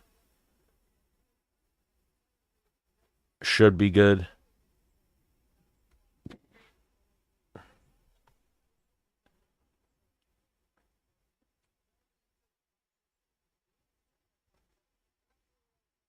But yes, that is what he is, Bisping. Very inconsistent.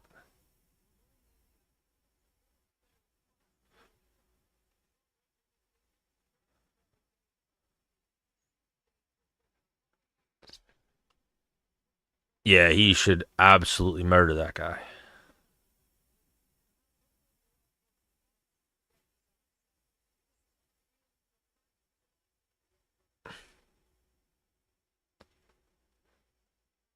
But it's a tough matchup, but it depends on which Gunnar Nelson we get. 2 years, however long it's been, that's a long time to not fight.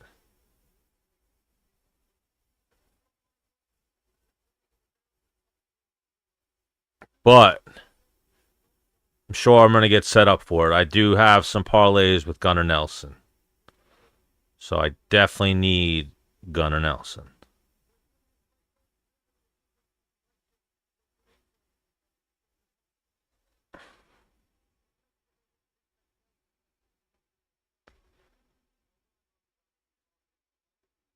I definitely need me some Gunnar Nelson.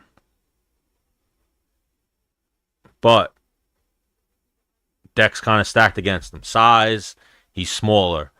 Hasn't fought in a minute, so he's less active. He's got a lot of things going against him in this fight. Skill-wise, though, I think he is the more skilled fighter.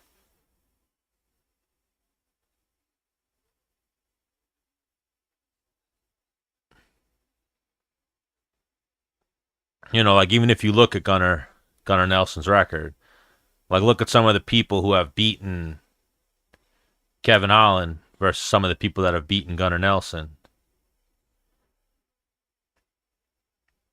I mean, Renier de Ritter's good, Delitze's good, Michael Page is good, Jack Della Maddalena, Wonder Boy, Chimaev. All right, so he's getting beat by all good people too, but more often than Gunnar. But again, Gunnar hasn't fought in a minute. That's the biggest problem here. I'm rooting for Gunnar. Right now, the fight happening, we got Gunnar Nelson about to get into the cage to fight Kevin Holland.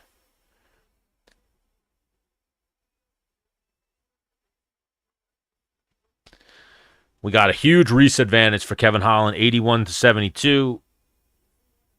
A huge height advantage, 6'3 to 5'11. And he's younger. So all of the metrics are saying Kevin Holland.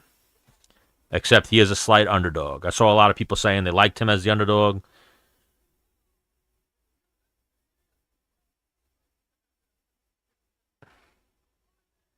Should be a good one. Looking forward to it. Bruce Buffer's earning his money right now. Kevin Holland is 0-5 as an underdog. Hopefully he goes 0-6.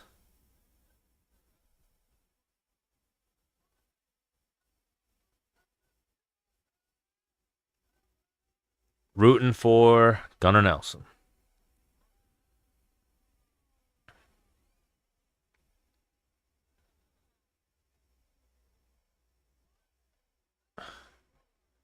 Gunnar definitely looks like he put on some size.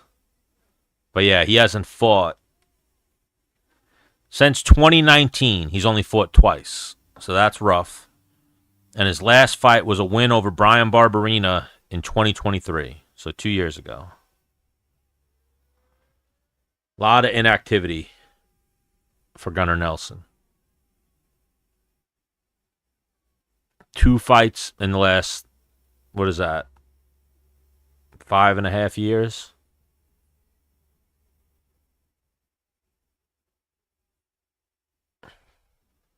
And I don't think, if I'm not mistaken, I don't think he's been competing in grappling. So he's been very inactive versus arguably the most active fighter in MMA. One of them.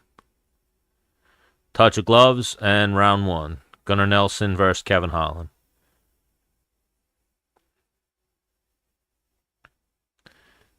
Definitely looks like 2 different weight classes. Kevin Holland looks a lot bigger than Gunnar Nelson.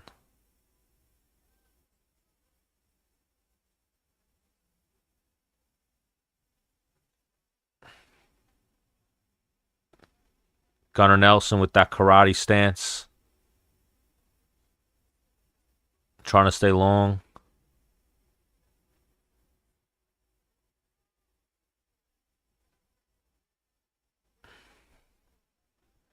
Oh, there's a little blitz by Gunnar Nelson. A little right hand, looks like it glanced. Swing and a miss by Kevin Holland. So a little minute feeling out process. A little bit of movement by both guys. Oh, nice body kick landed for Kevin Holland.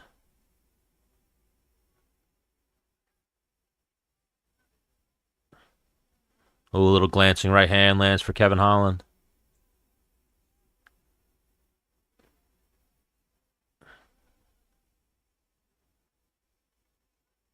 Ooh, good low kick for Gunnar Nelson. Kevin Holland catches it.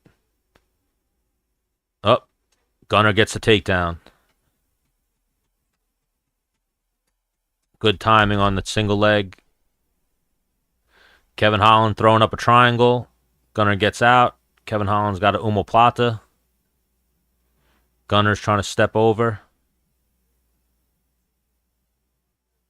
I think Kevin Holland definitely surprised Gunnar Nelson with this omoplata attempt. Oh, Gunnar picks him up. Trying to shake him off. Couple little punches landed for Kevin Holland from the bottom. Well, he's got one takedown so far, so you're close. Gets his arm out. Dumps him back down. I don't know if they give him 2 takedowns for that, though. And now Kevin Holland's throwing up a triangle. I saw someone say Kevin Holland by submission earlier. That would be shocking, but he's throwing him up. If he can club Gunnar Nelson, maybe a club and sub could be happening, but I need Gunnar for the parlays. Oh, good little hammer fist from Gunnar Nelson. Some good hammer fists from the bottom for Kevin Holland. Gunnar's on top right now trying to pass. Good guard retention by Kevin Holland so far. Settles in close guard. Kevin Holland's guards seeming to be tricky so far for Gunnar Nelson. He was having a lot of difficulty there trying to pass the open guard to Kevin Holland.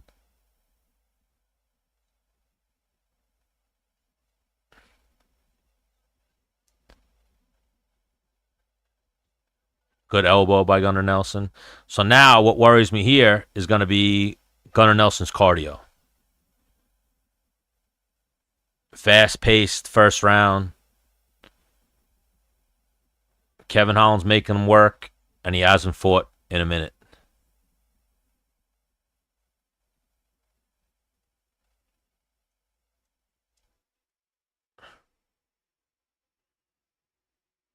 But yeah, I feel like that's been the playbook on Kevin Holland for a minute. His takedown defense seems to be pretty suspect. So hopefully Gunnar could just keep doing this every round.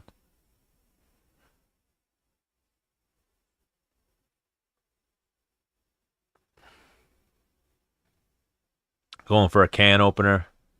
But that's some white belt shit. Doesn't really work at the highest levels. Just annoying.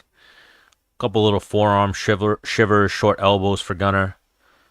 Standing up. Ooh, watch out for the up kicks of Kevin Holland. Up now, Gunnar just was able to pass during the up kicks.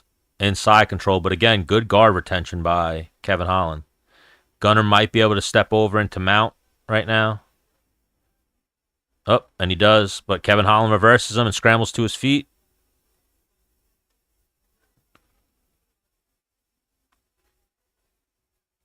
Oh, big right hand from Kevin Holland. Just dropped Gunnar Nelson. Oh, Gunnar Nelson's hurt. He survives, though, at the end of the round. Oh, Gunnar Nelson is rocked right now, though. Stumbling back to his corner. Fuck.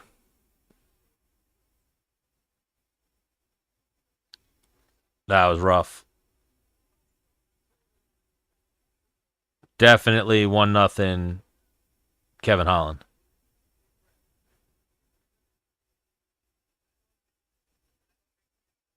Gunnar just got up like goofy at the end of that round and was just like as if the round was over. And Kevin Holland fucking dropped him, started teeing off on him.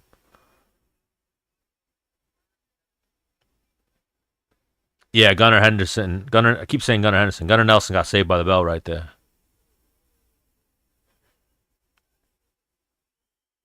Hopefully, he clears his head. And Kevin Holland lost a little bit there trying to finish the fight. But big right hand just dropped Gunnar Nelson. I'm seeing the range on the feet. Gunnar Nelson can't really strike with him. Kevin Holland's too long.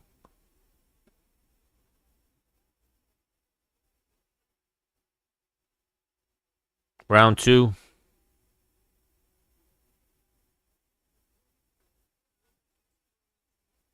Oh, good uppercut just landed for Kevin Holland.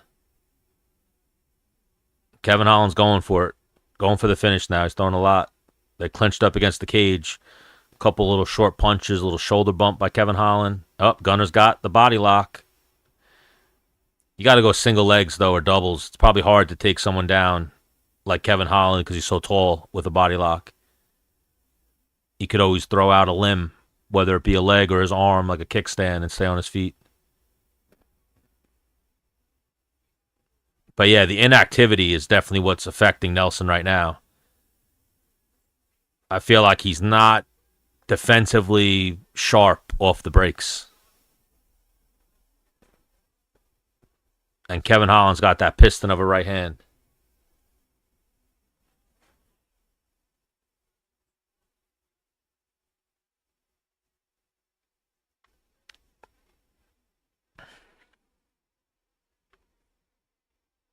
The odds have now shifted to minus 250 for Holland, plus 190 for Nelson. Both guys punch into the clinch. Couple of knees. Kevin Holland goes for a takedown. Gunnar defends it. Significant strikes right now. It's 26-2 in favor of Holland. Oh, Nelson's going for a takedown, but that kickstand, see, it's tough to get body locks against guys so tall and lanky. You got to attack the legs. Get him off balance. Oh, now Gunner's trying to wrestle. Now he's in on a double leg. But Kevin Holland's throwing those elbows. Oh, there you go. Oh, yeah, oh. Good takedown defense by Kevin Holland.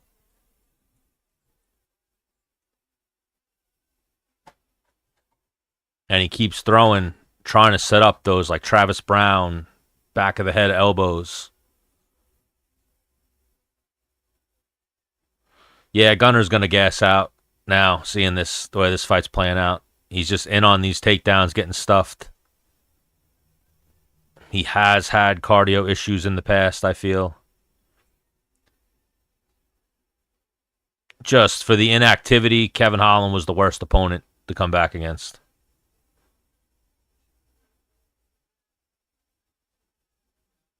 You know, Kevin Holland's too active, where you can't. Gunnar Nelson's fought twice in the last 5 years. Oh, there's a had him down for a second, but he pops back up, so no takedown. Now he's going for the body lock again. Now he gets the trip. So now Gunnar Nelson gets a takedown. He's on top of Kevin Holland. He's got to do some work, though. Make sure he could steal this round, but then I wonder how his cardio is going to be for that third round.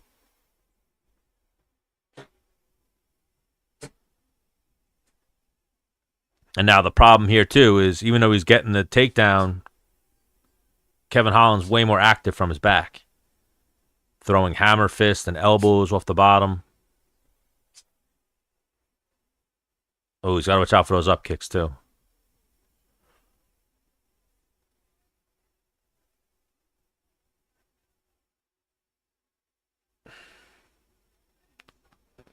Palm strikes from the bottom for Kevin Holland. Closes fist, starts punching. So, yeah, Gunnar Nelson's not looking good right now. He's going for a can opener. That's what he keeps going for. He looks exhausted, too, Gunnar Nelson. Referee's actually threatening to stand him up right now. Yeah, Gunnar's just not throwing enough. Not being active enough to steal this round or do any real damage to Kevin Holland. Kevin Holland's out striking him from the bottom.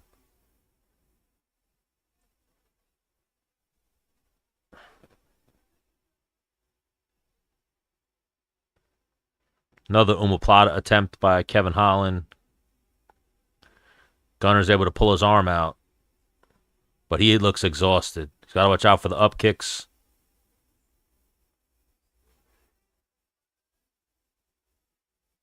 Yeah, Gunnar Nelson looks exhausted right now. But to the guy, Lego Franklin, who had takedowns over 1.5, that should have hit.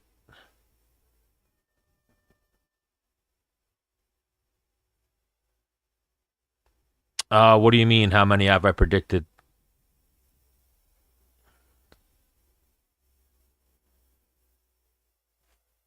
Oh, Gunnar Nelson's looking rough.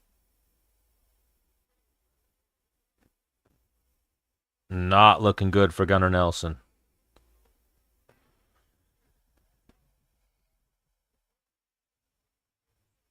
He looks exhausted right now. Kevin Holland looks all right. Again, Kevin Holland's so active. His cardio should be in check.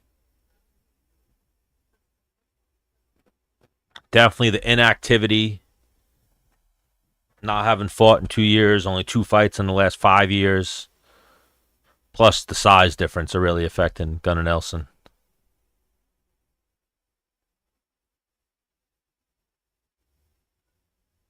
Hopefully we get some corrupt judges, though. Corrupt judges, this fight's 1-1. Reality, this fight's 2-0 Gunnar. I mean 2-0 Kevin Holland.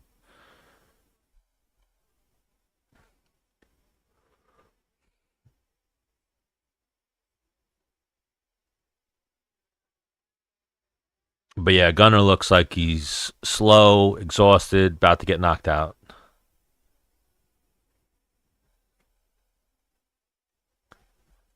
Not looking good for him right now. Good low kick for Kevin Holland.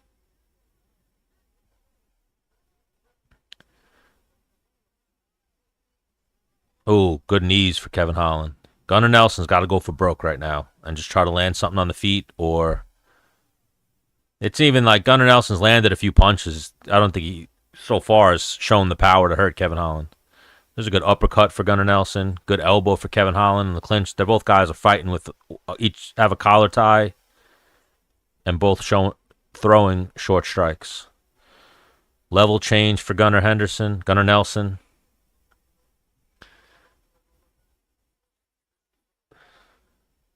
And there's another takedown for Gunnar. Oh, he lands in mount. This could be good. Hopefully he could steal this right now.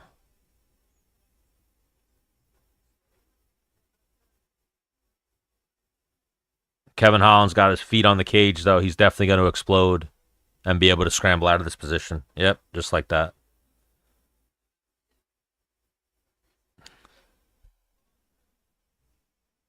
Gunnar now trying to pass the open guard.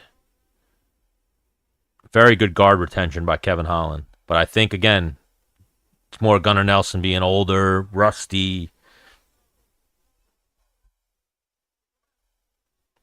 That was his moment there. Landed him out, but he let Kevin Holland make the adjustments, get his feet on the cage, be able to bounce off.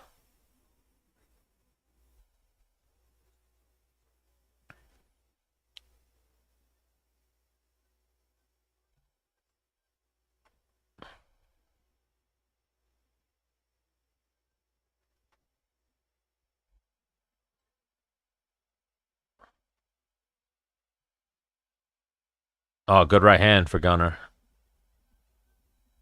He's got 2:30 to work. Kevin Holland's fading right now. He's still scrambling, but he's got like a half back take. He's going for a head and arm choke. Finish this, Gunnar.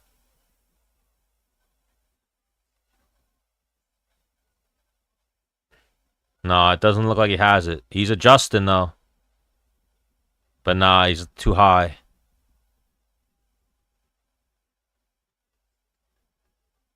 It looks like Gunnar's just using this to hold him.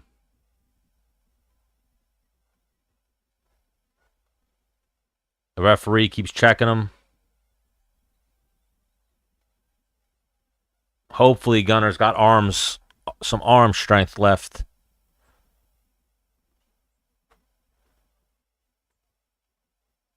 Hopefully he doesn't let this go. Hopefully he just keeps adjusting. Up, good scramble out by Kevin Holland. He's back to his feet. That was Gunner's moment. He blew it. Now they're back to the feet, up against the cage. I mean, Gunner's definitely got to do something here. Kevin Holland landing little knees against the cage, a little shoulder bump. Gunnar Nelson looks exhausted, though. He blew the last of his wad on that head and arm choke and that scramble. Jumping knee attempt, barely misses for Kevin Holland. Little front kick up the middle. Oh, that knee hit him right in the chin. Big knee from Kevin Holland. Gunner's rocked right now. Kevin Holland looks like he might be trying to set up a choke. Gives up on it. But yeah, Gunnar Nelson is exhausted right now. 30 seconds left. Don't think he's going to get it done. We're going to get 2-1 Kevin Holland.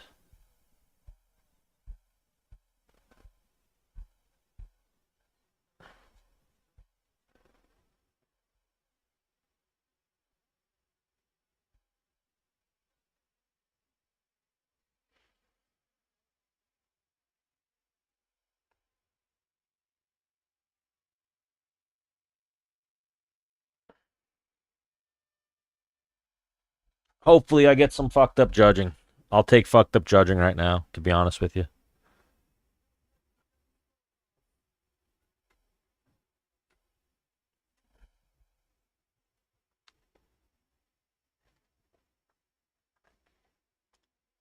Gunner had his moments, but didn't get it done. Hopefully we get some fucked up judging. That's what I'm rooting for right now, for the sake of the parlays. But it's going to be 2-1 Holland.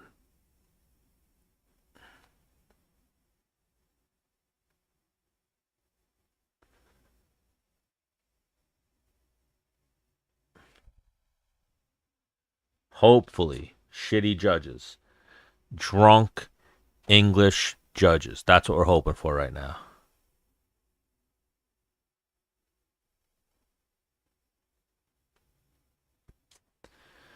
Need intoxicated England judges.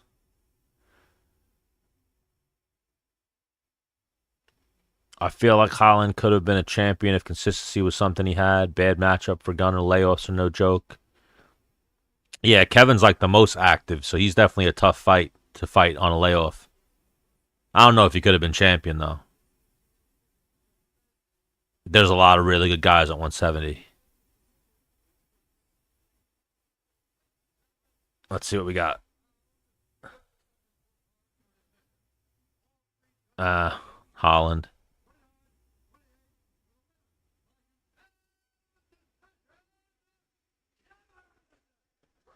Gunner could have stole that second round, but didn't do enough. That sucks. That just cost me a few $100s.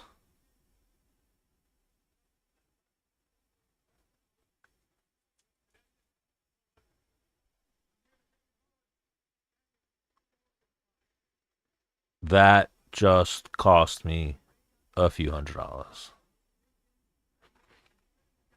My own fault, though. I was betting with emotion that I do not like Kevin Holland, and I should have looked at it more how Gunner hasn't fought in so long.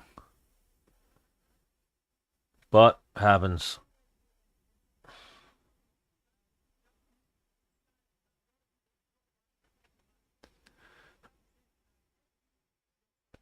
Still got some things open, but still need Sean Brady.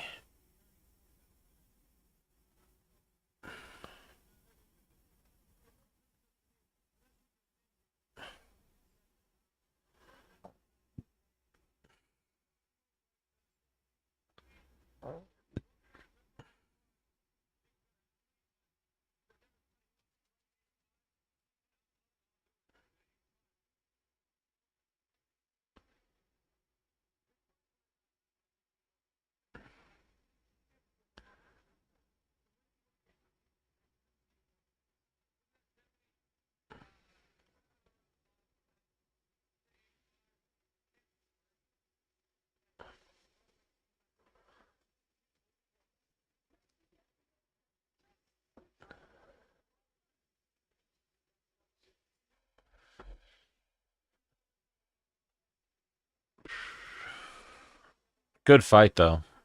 Just not the best performance from Gunner. Gassed himself out a little bit. Definitely was struggling with the cardio that fight.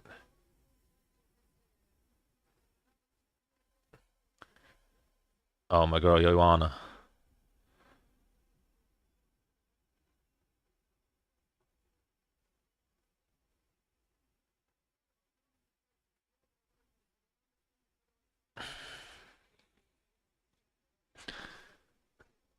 Tom Aspinall is annoying as fuck. Really thinking John Jones was scared of him is delusional. Yeah, people are crazy with that.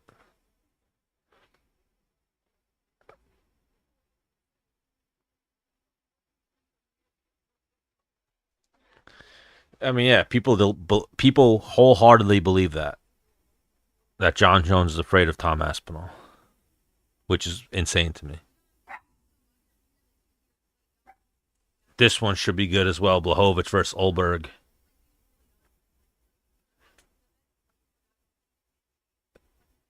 Olberg might be a little too fast for Jan, but I am rooting for Jan.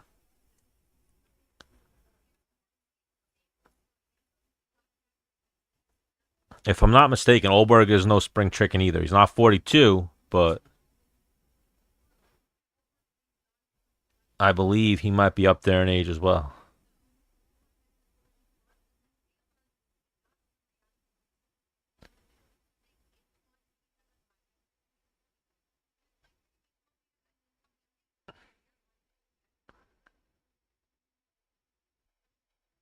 Yeah, he's 34, Olberg.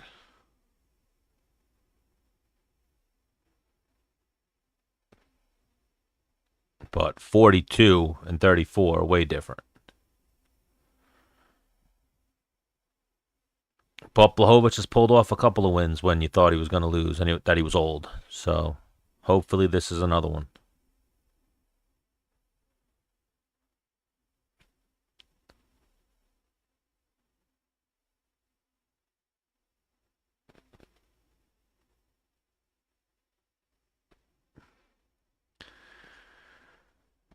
Who you guys got in this one? Jan Blahovic or Carlos Olberg?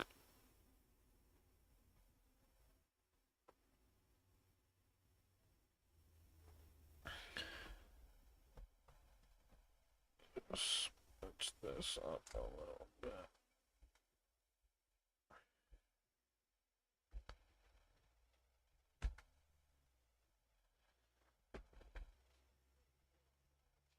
Should be good though.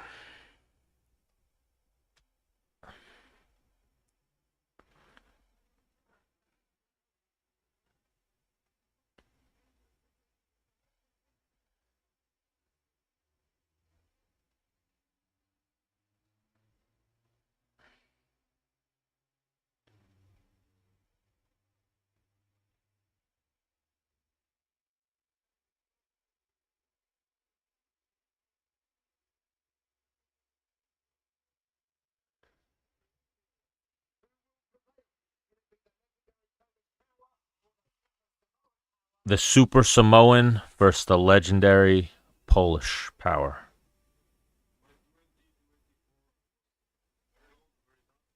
Oh, that's why Joanna's there. I was like, why the fuck is Joanna in London? She's there to check out Blahovic. Oh, Blahovic is coming off shoulder surgery too. That's gonna be rough. So now Blahovic, same thing like Gunner. He's been more active, but hasn't fought in 2 years. Shoulder surgery.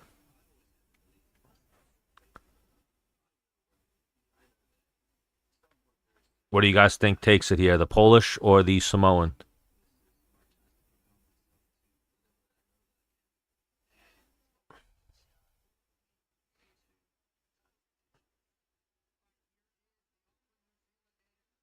That is the thing, though. 205 and heavyweight are the only divisions where you can fight a little bit older and still be considered quick or have success. It's the lower weight classes where 35 and up is the end.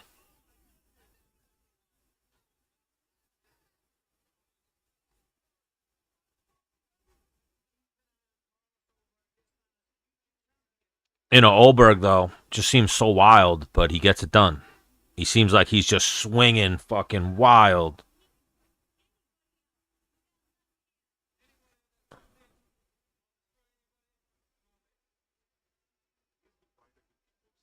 But he lands, so that's all that matters.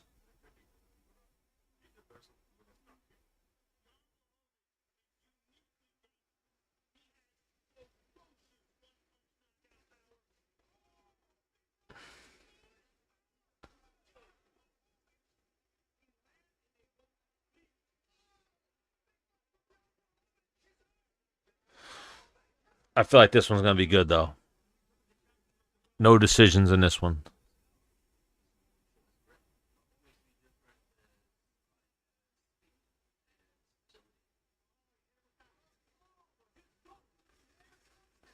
Hopefully, Blachowicz doesn't get dragged into a brawl and he just stays on his walking, plodding forward, landing low kicks.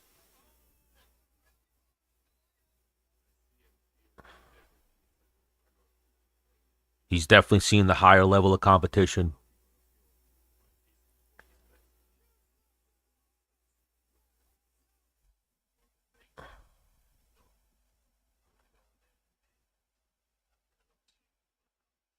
Rooting for Blachowicz in this one.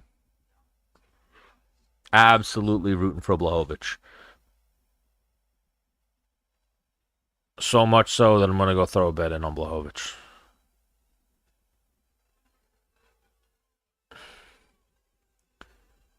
Boos for Carlos Olberg.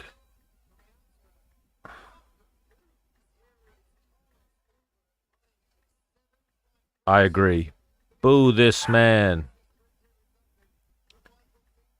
Boo this man.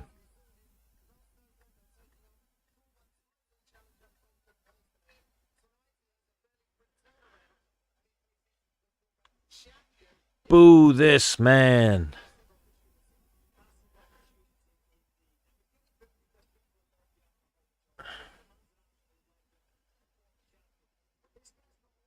What do you guys think? Is it going to be Olberg or is it going to be the Polish Power?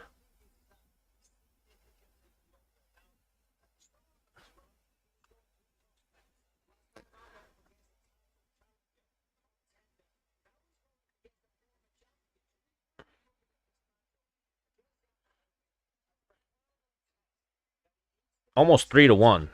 Plus 285. Blachowicz is an underdog.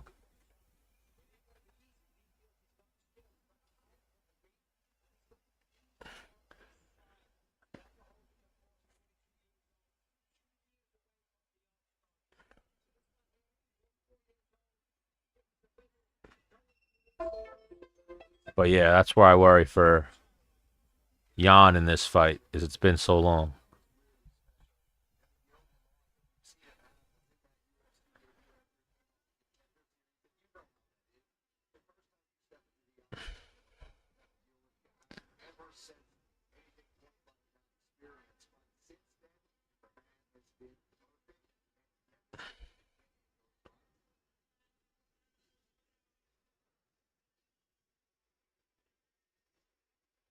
Oh man, they're about to fucking kick me off this thing.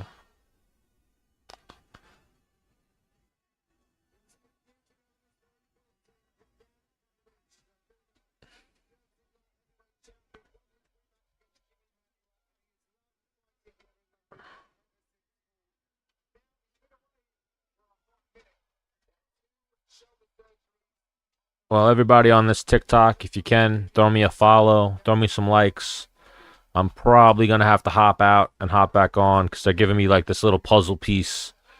We've detected inactivity from your current live. Complete the verification to continue your live. They give you this little puzzle piece. It's not working.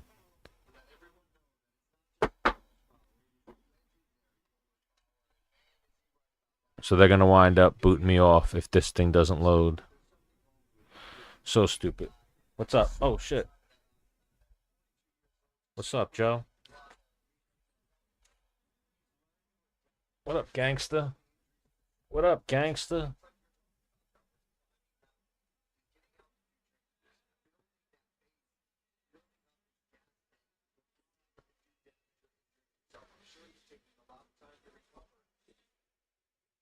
What up, G? What up, G? You trying to chill?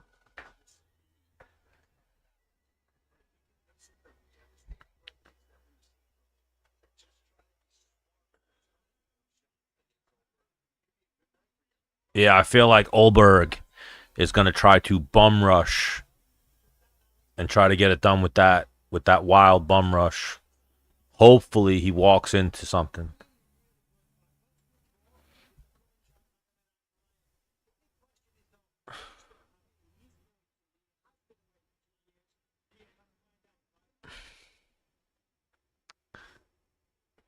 Come on, this fucking thing.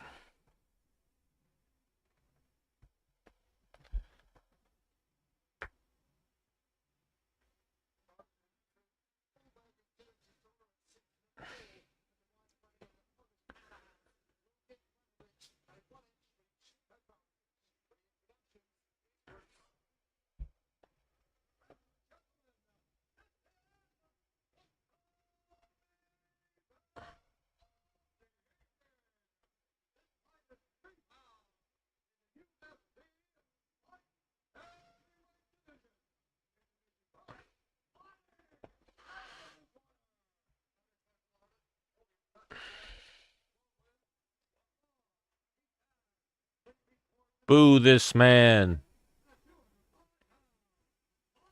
Boo this man.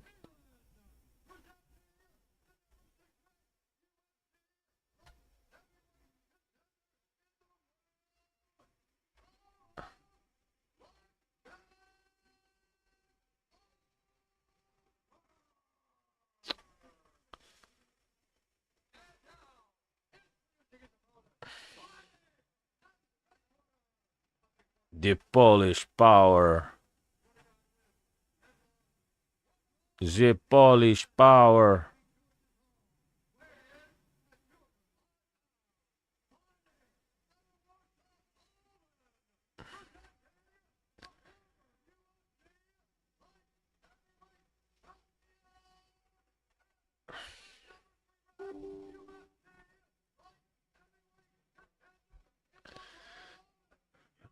I think Carlos gets a KO. Was it two shoulder surgeries or one?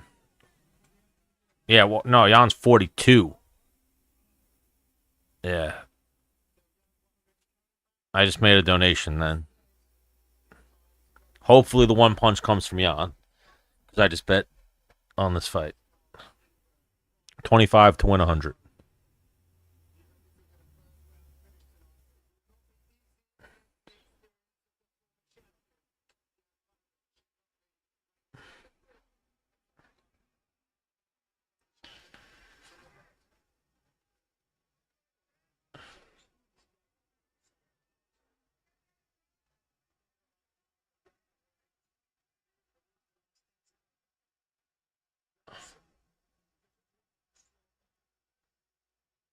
That's what it's all going to come down to. Is how is the body holding up at 42?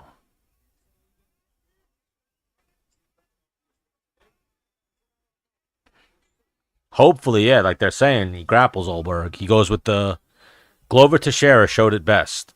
At that age, start single legging and taking people down. Especially if the guy's not as good of a grappler as you, which I think is the case here.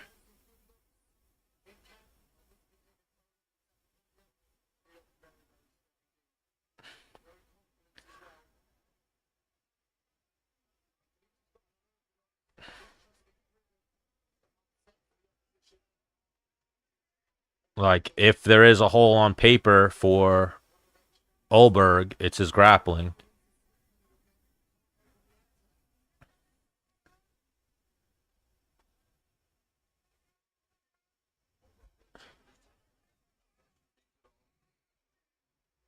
Both guys taking their time.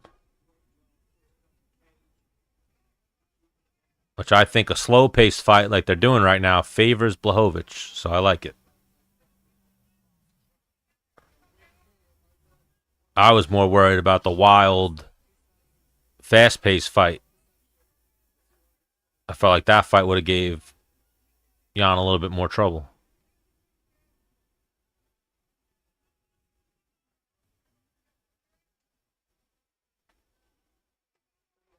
Oh, nice little left hook just landed for Olberg.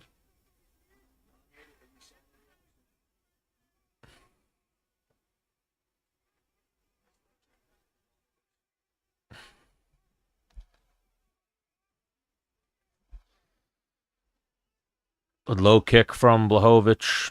Most significant punch so far was a left hook from Olberg. He definitely wobbled him a little bit with that.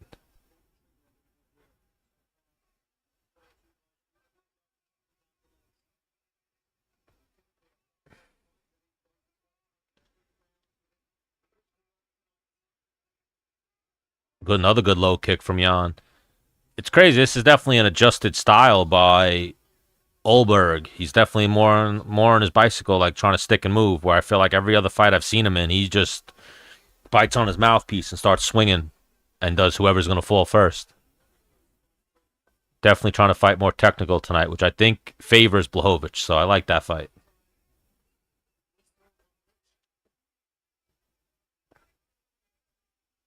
Couple of good low kicks so far from Blachowicz.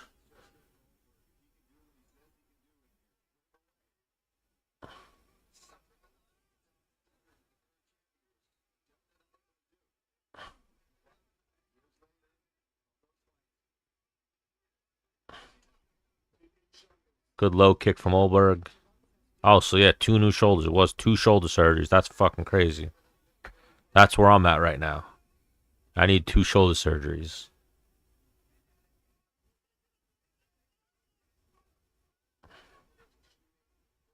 I would like to go to Mexico or somewhere and get what is it called?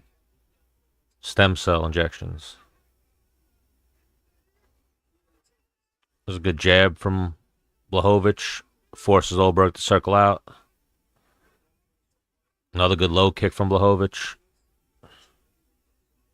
Another good jab from Blachowicz. Couple swings and misses by Olberg, but they were close. Another good low kick from Blachowicz. Good low kick from Olberg.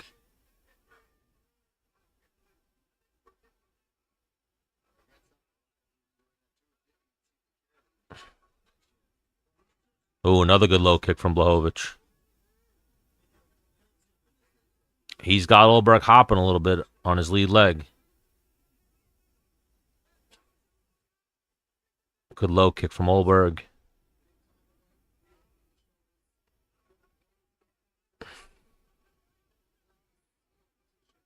Slow paced. Oh, missed with a head kick from Blachowicz. Good pace for Blachowicz so far. Nice and slow. Not a lot of action in that first round. Good jab to end it from Olberg. Most significant shot was definitely the left hook that Olberg landed.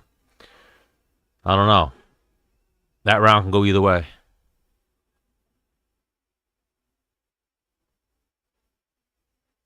I feel like Blachowicz landed the more shots, but they don't really score calf kicks. If I'm scoring it, I would give it 1-0 Blachowicz.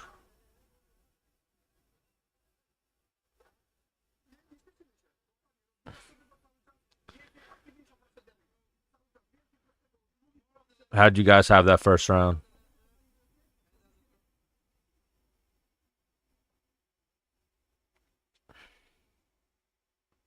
Oh, they're rainbow wheeling me.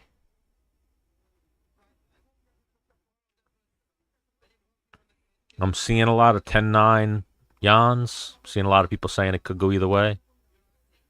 I think everyone here might be rooting for Jan, though, so they're a little biased, myself included.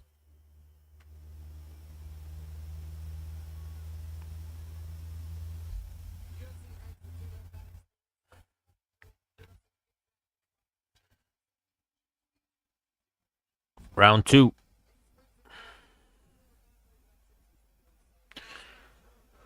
Blachowicz starts out with another good low kick.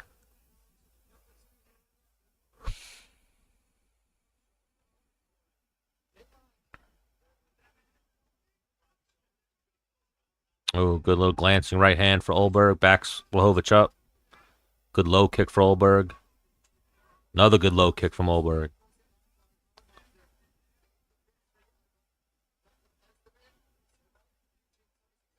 Blachowicz definitely a little gun shy with his punches, it looks like. He's biting on a lot of the feints from Olberg. So far, a minute into this second round, Olberg's outworking him. Swing and a miss with a left hook by Blachowicz.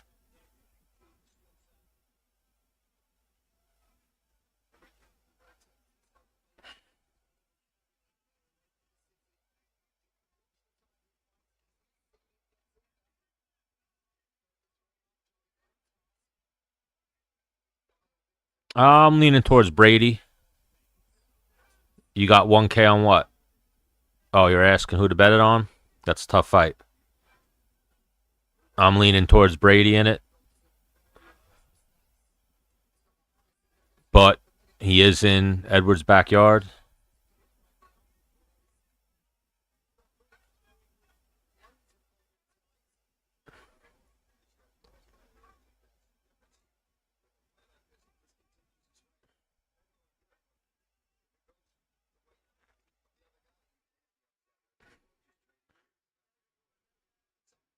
Slow pace second round here. Both guys just trading low kicks.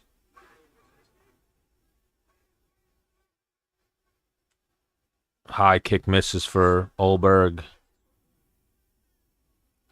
Blachowicz is stalking, but not a lot of punches thrown by Blachowicz so far. Not a lot of punches thrown by either guy, but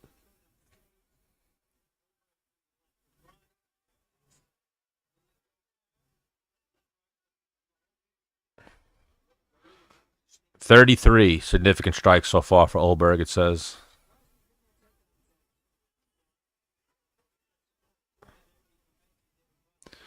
Oh, there's a good little right hand by Blachowicz. Oh, good knee just landed for Olberg. Little left hand on the break for Blachowicz. They're starting to step up a little bit now.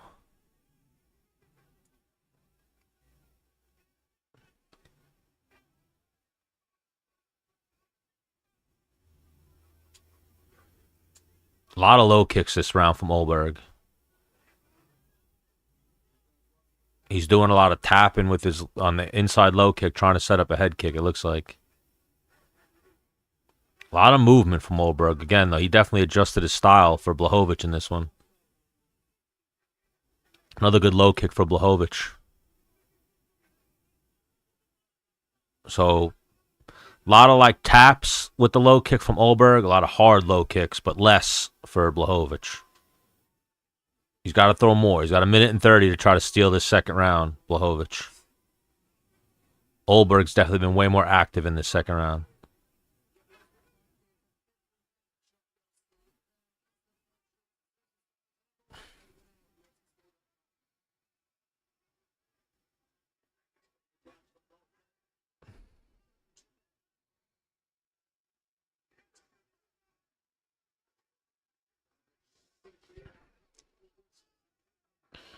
A lot of low kicks this round from Olberg. He's outworking Blachowicz.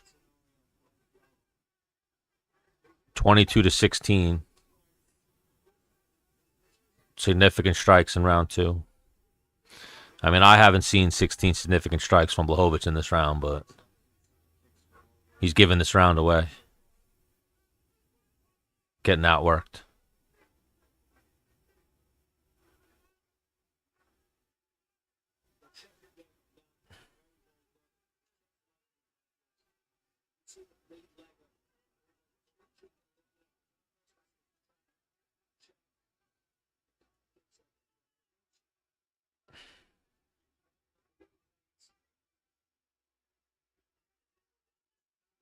Yeah. If a judge gives that first round to Olberg, oh, good jab by Blachowicz.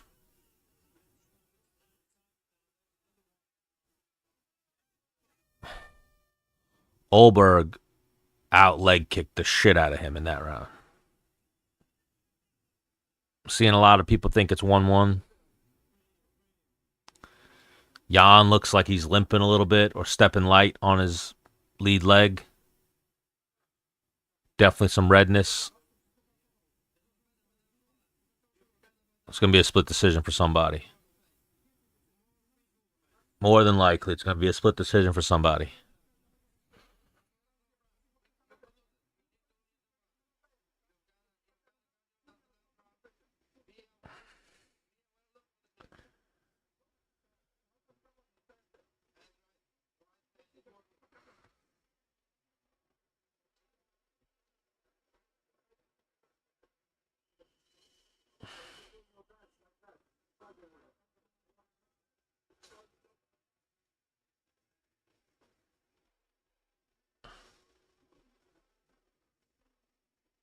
How do you guys got this fight so far? Is it 1-1?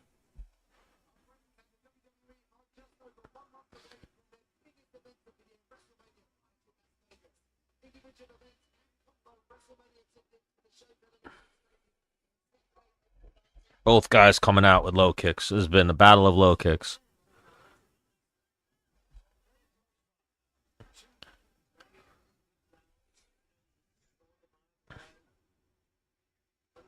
Thought this fight would be a little bit more action.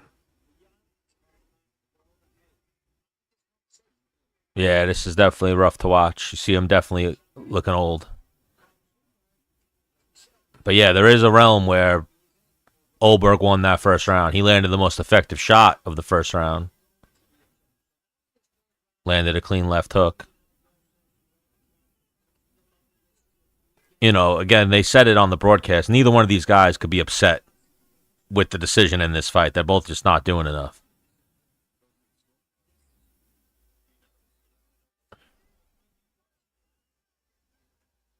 Oh, there's a takedown attempt by Olberg. Good sprawl by Jan. Hopefully Jan can catch him on the break here. Oh, little short right hand for Blachowicz. Need something big, though, here, Jan. Another low kick for Olberg. Another low kick for Blachowicz. Little right hand to the body for Olberg. Ooh, nice little glancing right hand there for Olberg.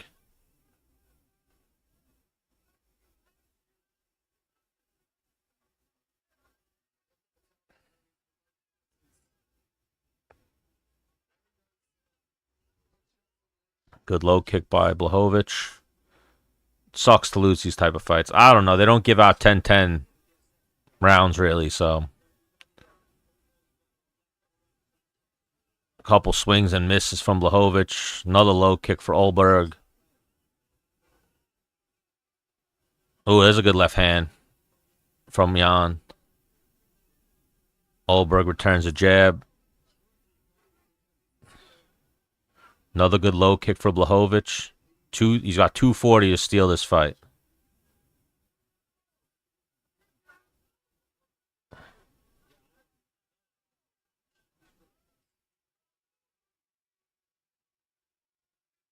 The commentary doesn't know who's winning. I mean, I would take a draw because then it's a push, but right now I think Olberg's winning this third round. Or I'm just worrying that he's winning this round because I have money on Blachowicz. Yeah, I guess activity is winning the round. That's Olberg. The odds are very close. Minus 160 for Olberg, plus 124 for Blachowicz. Blachowicz started at like plus 285. A couple of jabs from Blachowicz. Got to do more, though. Someone's got to land a big shot to solidify this fight.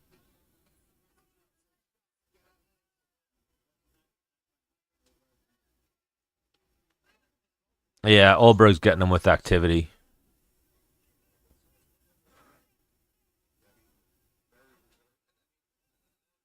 Oh, good little left. Good little check hook just landed for Olberg. Good body kick for Blachowicz. Blachowicz got to land something.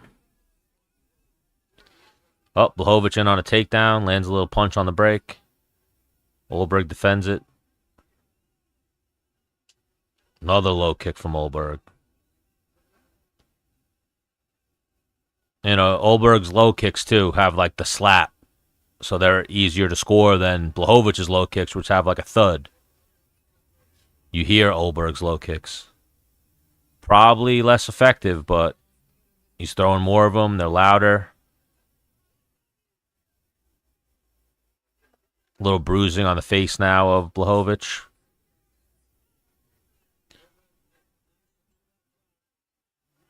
Oh, there's a little right hand lands for Blachowicz. Got 30 seconds left to try to steal this fight. Too many low kicks from Olberg, though. That's what's going to win the rounds.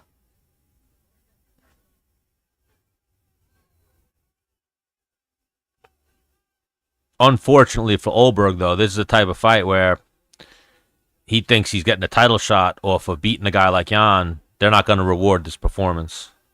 Oh, there's a good left hook from Blachowicz at the end. And a good little jumping kick. I don't know. That's going to be a subjectively scored fight. It's what are the judges scoring? I think Olberg won, but I could see it split for either guy.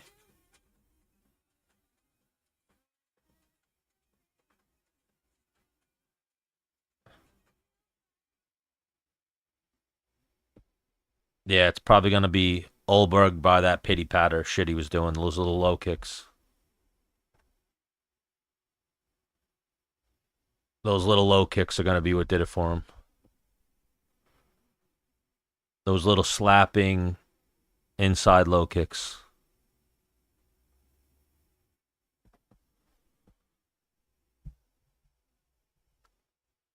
Got him.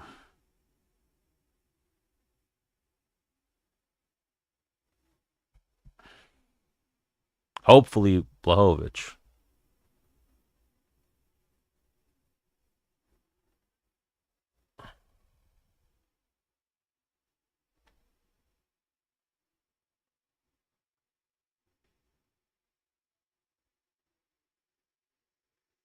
Oh, they're going to a commercial. Little slow getting to the decision. Usually means a split.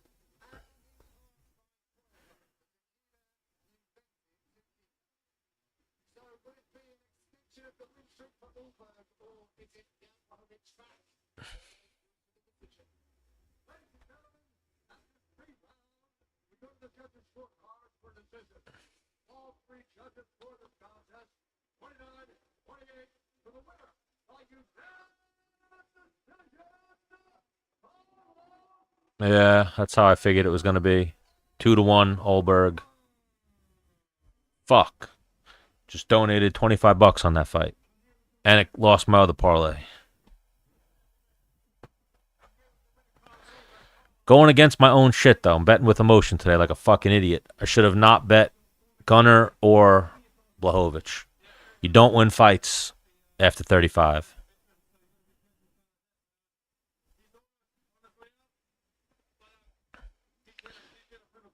You know, even that performance, though, he does not move forward with that performance.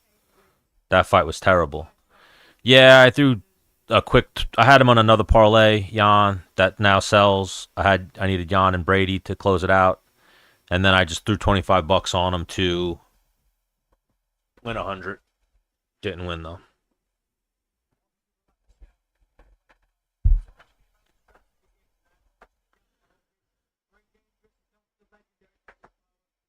That fight just pissed me off though. Jan had it. He had opportunities. He just didn't do enough. Not enough volume. He let like Olberg won that fight by those little bullshit fucking front kicks. Just not even like thud hard low kicks. Just those little flick outs.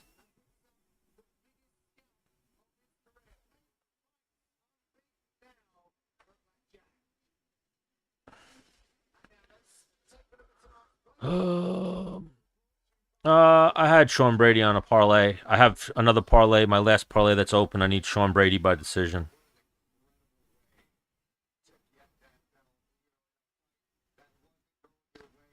I mean, I'm seeing a lot of people say Jan was robbed. I don't think Jan was robbed. He didn't do enough. Neither guy could complain about a robbery in that fight when they didn't throw enough strikes.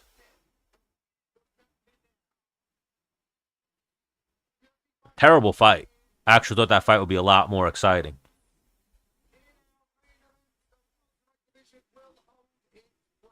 No, Olberg was landing those low kicks. They're not the most effective weapon, but they're something. Jan wasn't doing much either. Both of them, that was a terrible fight. Exactly, Andrew Hensley. Terrible fight. I expected both guys to bite down on the mouthpiece and throw more punches. There were not a lot of punches in that fight. Both guys just played that rangefinder game.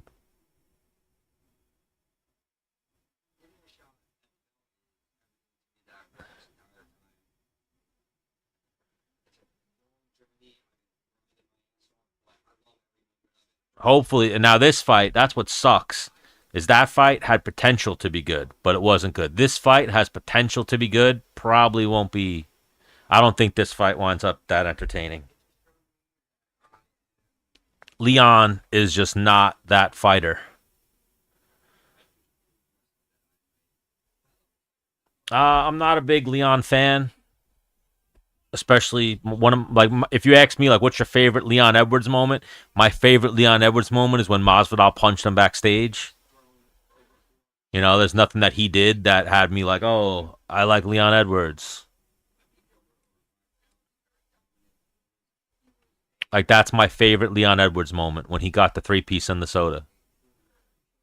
When he popped off to Masvidal thinking shit was sweet or that, you know, he could talk and not have repercussions, and Masvidal was like, oh, hold on. Let me go. Let me go talk to this guy.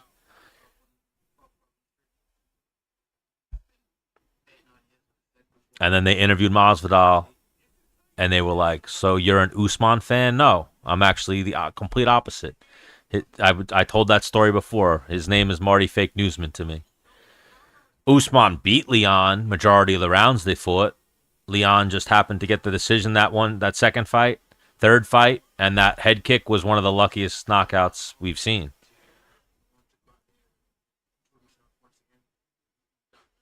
I think the fans got robbed watching that fight. That's who got robbed. But I could see Jan could have won, should have won. I thought it would have been a split, but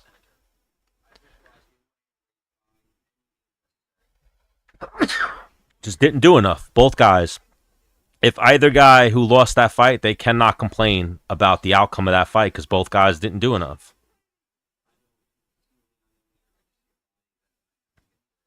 They both did not throw enough.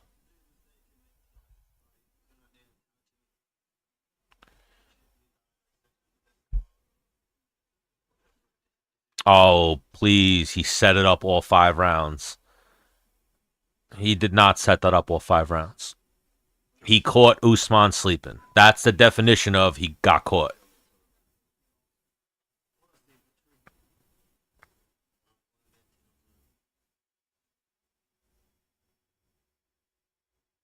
Oh, he set it up all round 5? No, he didn't. That was the luckiest head kick in MMA history. He caught Usman old. And then he caught Usman with the head kick because Usman already thought he had the fight in the bag, was feeling himself, and then got caught with the head kick.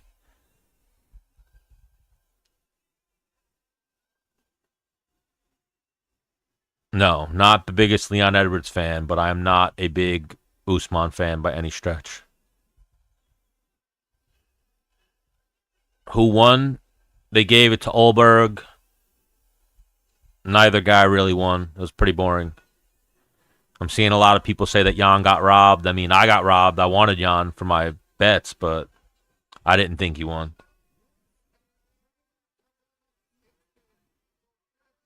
Yeah, Sean Brady is from Philly. He's from that team, from the Renzo Gracie Philly team. Joe Pfeiffer, Sean Brady, Paul Felder was a part of the team for a minute. They got a lot of good guys from that gym. Yeah, they slacked by not making that Masvidal Leon Edwards fight. That fight could have fed some families.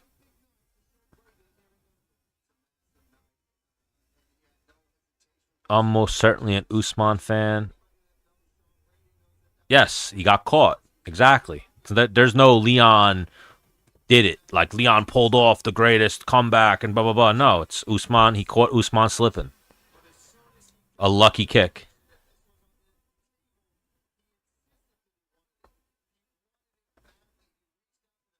You know, even in the sense that he was decisioning everybody, but then he knocks out Usman in the 5th round.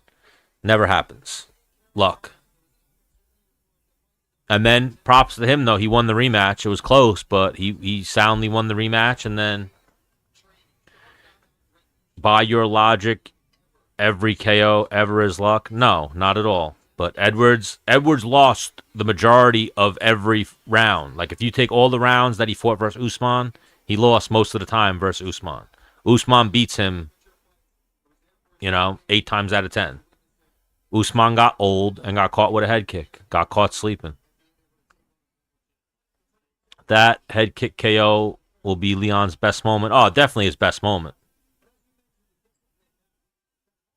Definitely his best moment.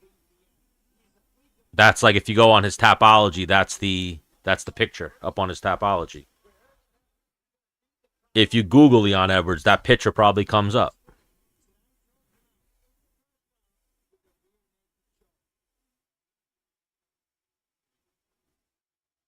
I'm going Sean Brady.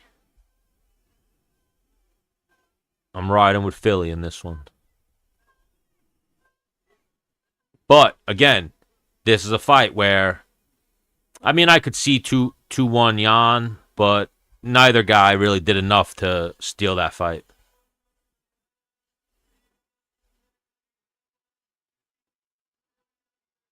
You know, like even those kicks that Olberg was landing, sure, there's something, but those aren't even hard kicks. Those are like just pity patter kicks. Like Blachowicz was landing harder kicks, but Olberg was landing way more.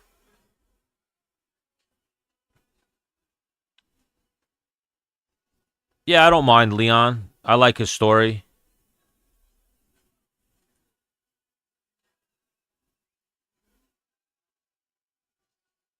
Like I was saying too, the one thing I watched before, he's his biggest fan, Leon. They asked him, "Are you a better striker than?" And they put up everyone in the UFC, and he was like, "Yeah, I'm gonna go with me. Yeah, me. Yeah, me." And then the number one comment on the post was that he got outstruck by Bilal.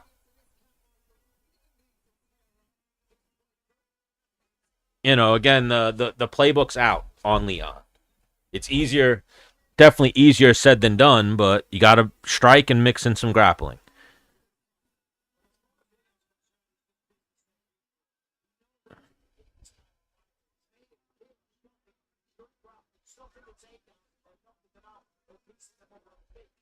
We're rooting for Brady in this one. I'll take Brady by decision.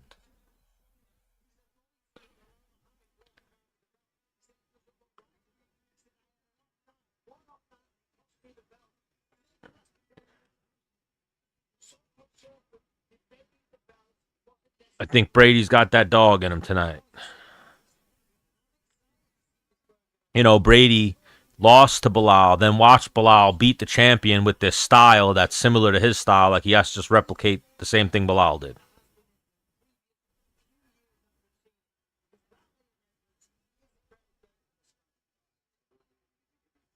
But I do think this fight goes to a decision. That's usually what happens in Edwards fights, except for the one Usman fight. And then a couple of his earlier fights, I think he had 1 or 2 stoppages, but he's usually a decision fighter. And then the eye poke fight wasn't a decision.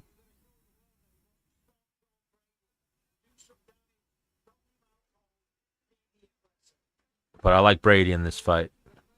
But, gotta fight smart. Brady's gotta impose the grappling. Use the cage. Can't be afraid to strike with Leon. At this point, I don't know when Usman Leon 4 in the future. I don't know when we see Usman. I don't know what Usman's doing. Don't let him bully you, son.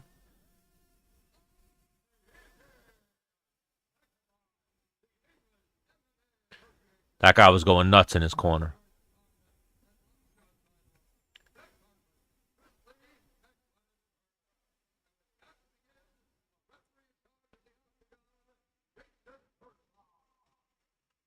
Jason Herzog.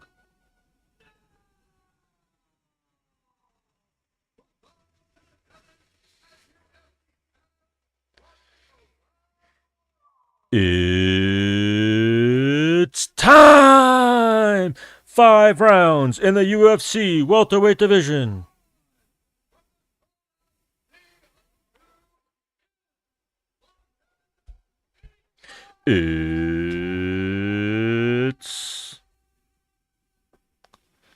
I like that video.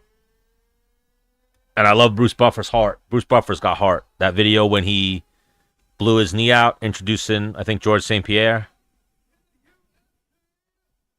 because he was getting too into it.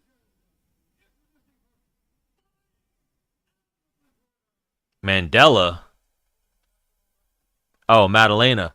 No, that fight fell through. Madalena was supposed to fight Leon tonight. They were tentative. There was talk about Usman versus Jack Della Maddalena. Then it never came to fruition. Then it wound up being Leon versus Jack Maddalena. And then for some reason, they didn't just run the Bilal rematch back. They put Jack Della Maddalena. They don't got no respect for Leon.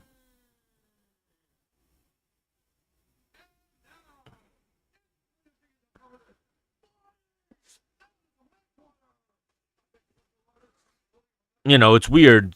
You know, obviously, I think of Aljamain. Oh, he's 5-0 when he's fighting in London. I don't like to see that. But sometimes guys get immediate rematches. Sometimes they don't. Like Sean O'Malley's getting an immediate fucking rematch. Like, how insane is that? Sean O'Malley's getting an immediate rematch, but they refuse to give Aljamain, who's the all-time winning bantamweight, has the most title defenses, they wouldn't give him an immediate rematch against O'Malley. But they're going to give O'Malley an immediate rematch. Or a rematch without fighting somebody. You know, granted, not immediate. He fought Nurmagomedov. But the only reason he fought Nurmagomedov is because O'Malley was hurt. They would have ran that right back if O'Malley wasn't hurt. It's fucking crazy sometimes how they play politics. I mean, Khamzat just beat Robert Whittaker not too long ago. So he's going to get the... I think they're going to do him versus Dreykus. They just haven't announced a date yet. I wasn't paying attention. Did Leon gun him? Did Leon pull a gun on Brady? I didn't see it.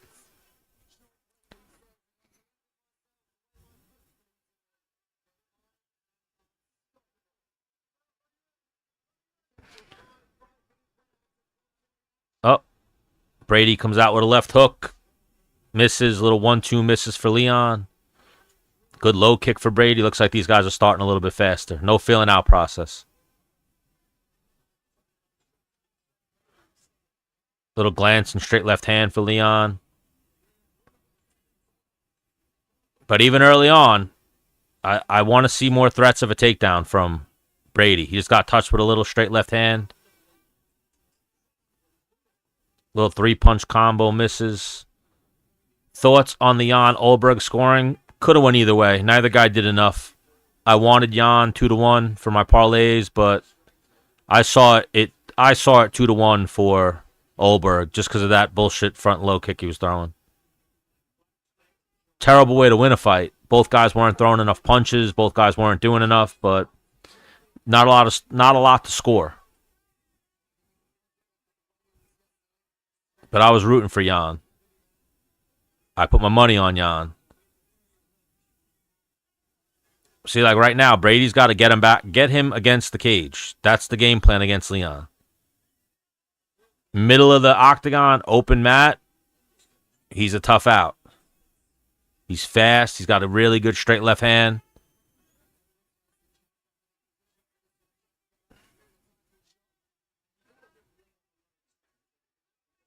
Like a minute and 30 in, not liking Brady's game plan so far.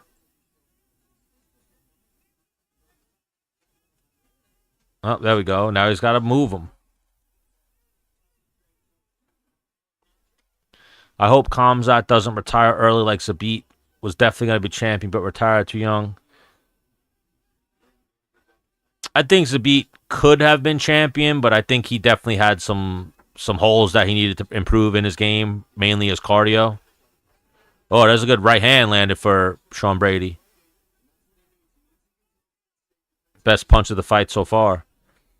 Now, that's what Brady's got to do, too. That's what's his name did. Bilal landed some punches and then was able to surprise him with some grappling.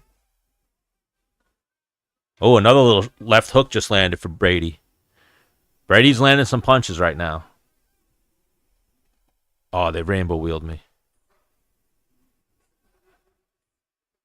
You know, Brady's throwing 2 and 3 punch combinations. He's landing that 3rd, 4th punch. He's landing at the end of his combinations.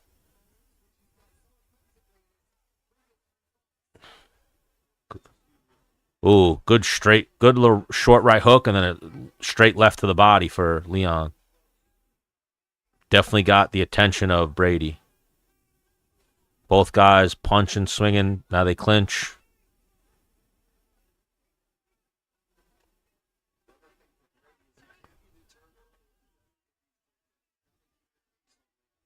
A lot of car crashes in this fight. Both guys swinging, and then they wind up clinching.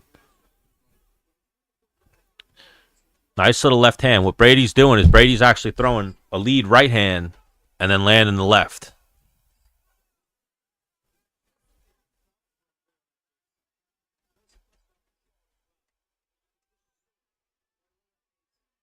Brady backs him up to the cage.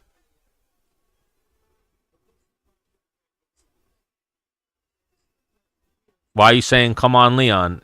Is he bullying him? He's bullying you, son.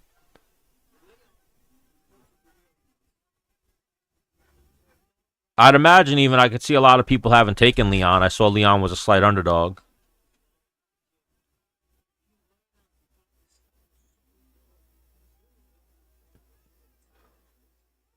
Leon reverses Brady, puts Brady up against the cage.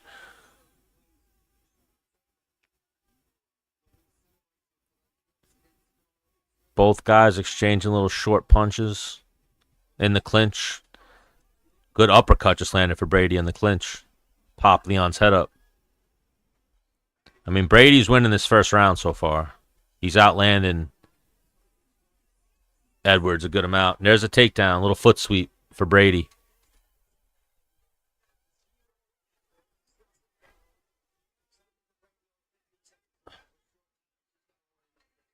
Steals the first round from Leon Edwards.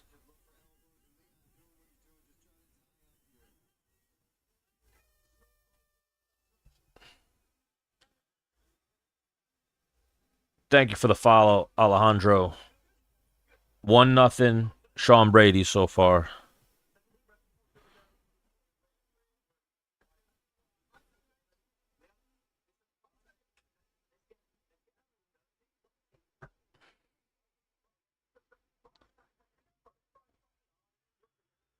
Blast that fucking elbow. Throw it hard.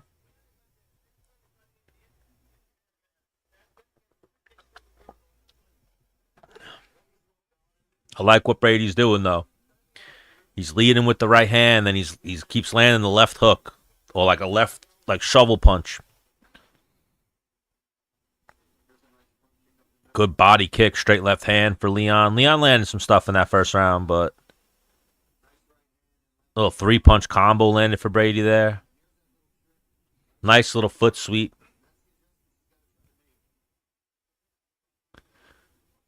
These fights are tough, though. I guess another underperformance fight. I mean, it's still early. Oh, big right hand into a double leg for Brady to start the round. Good defense, though, by Leon. Bracing out, working his way back to his feet, but he's in like a wrestler's position right now up against the cage. He's back up, but he's probably going to get mat returned. That's what Brady's got to do to win this fight. Make it a grinding, grappling fight here up against the cage, but he's got to be able to get the takedowns. He's trying. All right, Matt returns. Leon trying to take his back, and he sweeps him over. Just ragdolled him to the ground right there. So now we got Sean Brady in half guard. Up, good Leon posting, trying to scramble, but he gives up his back. Brady throws the hook in. He's got one hook in. A little bit of a weird angle, though. Leon could scramble out of this. Brady's got to get that wrist. There you go. Now he's got the other hook in. So now we got Brady on Leon's back with 3 minutes and 45 seconds.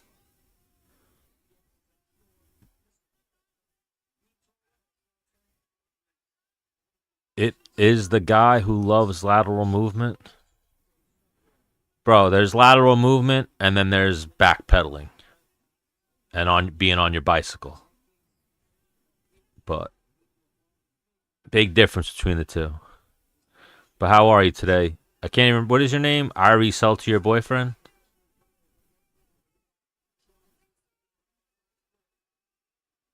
No, lateral is side to side. Oh, now a body triangle for Brady. I need Brady by decision, so hopefully Leon could survive here.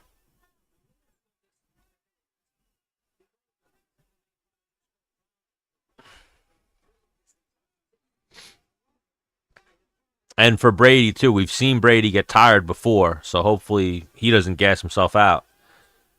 I don't know if anyone who's ever trained knows, it's just weird the way your acid builds up in your legs. It's hard to hold a body triangle for a full round or even a few minutes out of a round. It really fucking zaps your legs. Nice short punches from Brady. He's definitely staying busy. The odds really shifted. It's now minus 345 for Brady, plus 250 for Leon.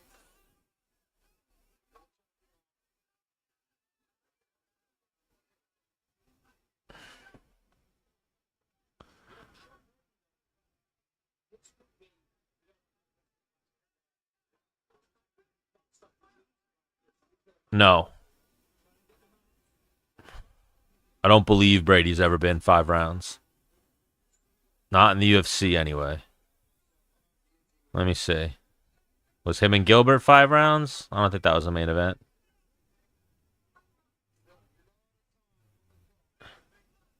Oh, yeah, him versus Gilbert was 5 rounds. And he looked good in that fight. He looked fresh in that fight.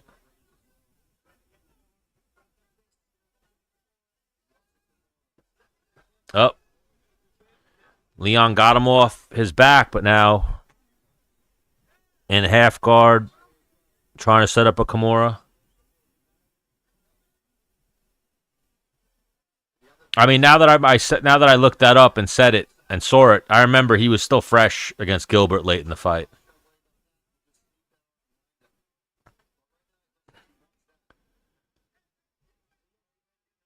I mean, he's not letting go of this Kimura here. Oh, he's got it to the mat now. Oh, there you go. Leon straightens his arm, gets out.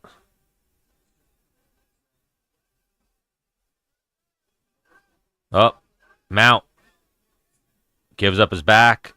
Leon's trying to scramble. He's got 40 seconds left to survive this. Oh, Brady's doing a lot, though. He's got to be patient here, Brady. Good scrambling on the bottom by Leon to stay out of bad positions. Gets him off his back. Now he's in half guard. Brady's throwing a lot of strikes from the top, though. Hopefully he doesn't gas.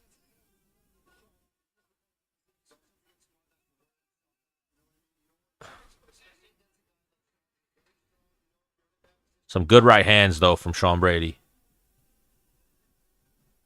And he'll end this round. I mean, could that be a 10-8 round? Definitely a 10-9 for Brady, but Leon got dominated in that round. I don't even think Leon landed a strike in that round. Did he?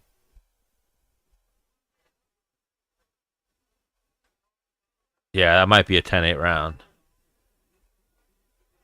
Oh, Leon's looking sad right now. He needs his coach. What's up, Janine?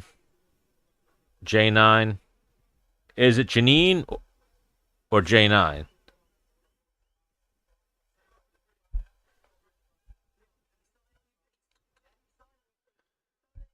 It's 1-1. What are you talking about? Leon lost the first round. He got dominated the second round. 38-0. That's a 10-8 round. He got taken down 3 seconds in and didn't land a single strike. He's bullying you, son. He's bullying you.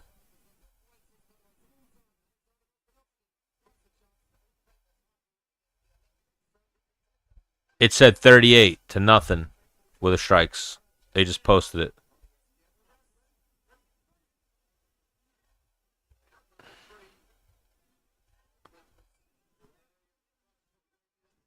Oh, a good body kick for Brady. If I'm Brady, I'd go right back to that well.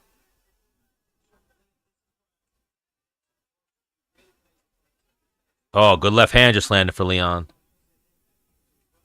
Oh, another good left hand just landed for Leon.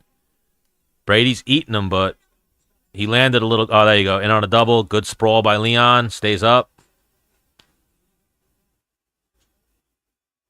Now they're in the clinch in the middle of the cage. Good knee by Brady. Good knee right to the sternum.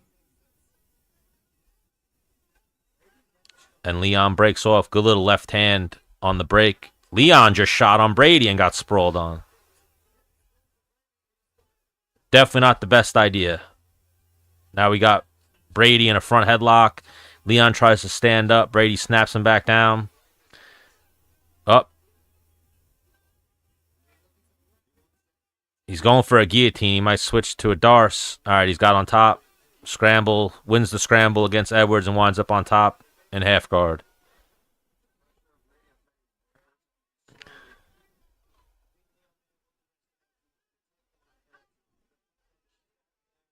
Mount for Brady.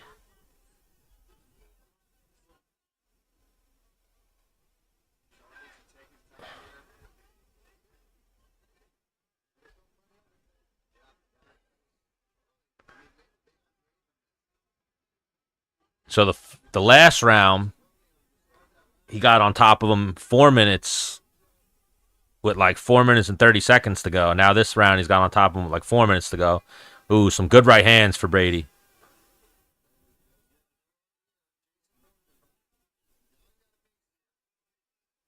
Leon trying to build himself back up in like a wrestler's position right now. He's getting just earmuffed punches to the side of the head by Brady. All right, now he's built his base back up. Brady's going to mat return him, trips him back down.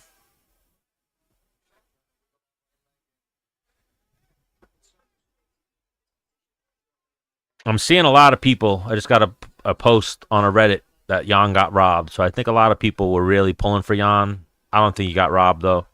Fight could have went either way. He didn't do enough. He let Olberg rob him with that bullshit front kick. Jan needed to throw more front kicks and needed to counter with punches. Wasn't doing it. 2 minutes left. So far, another dominant round by Brady. Couple of good left hands landed for Edwards early on, though.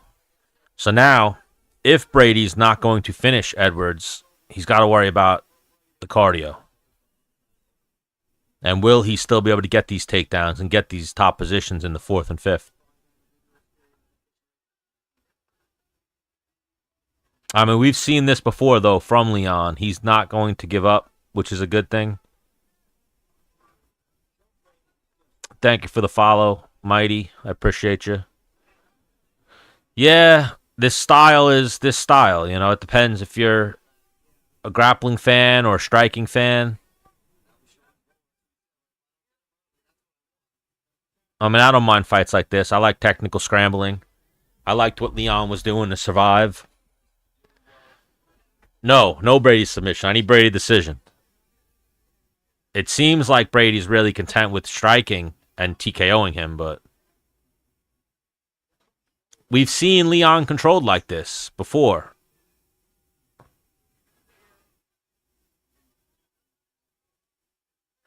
A lot of good punches from Brady. Brady definitely has some good ground and pound.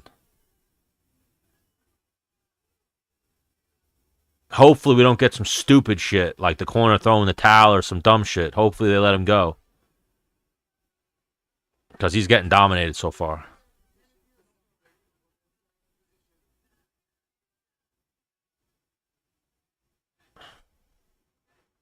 Very dominant grappling performance so far from Brady.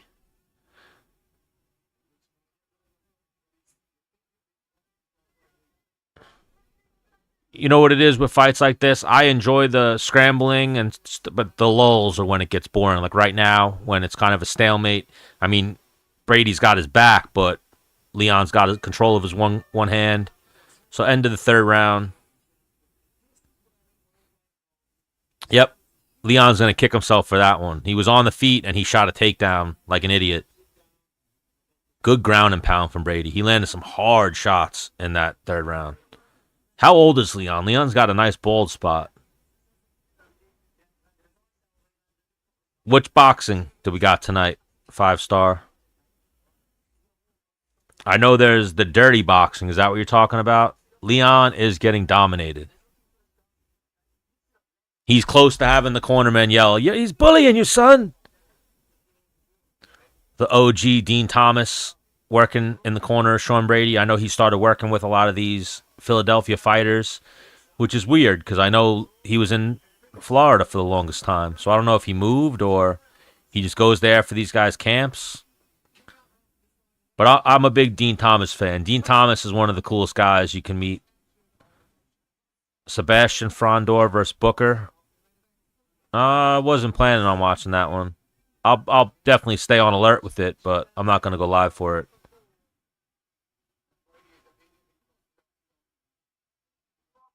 Round 4. I mean, we've seen Leon land the Hail Mary before, so can't count him out. Nice little step in right hand for Brady, but again, he's timing Brady. He's landed a bunch of straight left hands. So I need Brady to go for his grappling. There he goes. Switches levels. This is like I was saying. The playbook is out on Leon. Clearly, he doesn't have good enough grappling to avoid these takedowns or good enough scrambling on the ground to get back to his feet. 4 minutes and 10 seconds left, and he's down.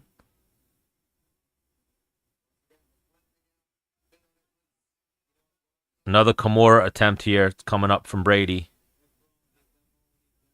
I just need Brady by decision for my parlay. That's what I need right now. Brady by decision.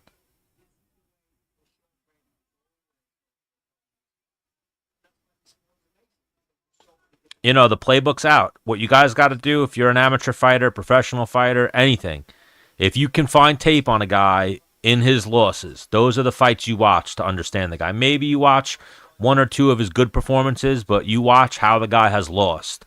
That's how you beat him. Guillotine attempt here. Leon's got a hand fight here. What is he doing? Taps out. Fucking dickhead.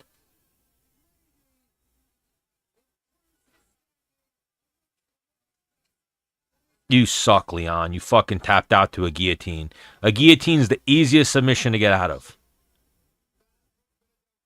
Easiest submission to get out of. All you gotta do is fucking scramble. Start hand fighting. 0 attempt to get out of that submission for Leon.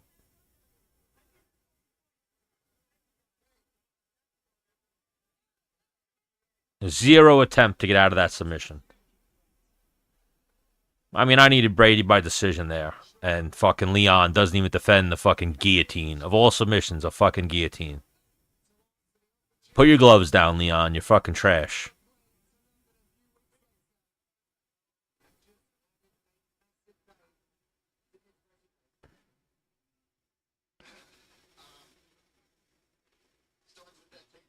The second someone starts going for a choke on you, you gotta fucking start hand fighting.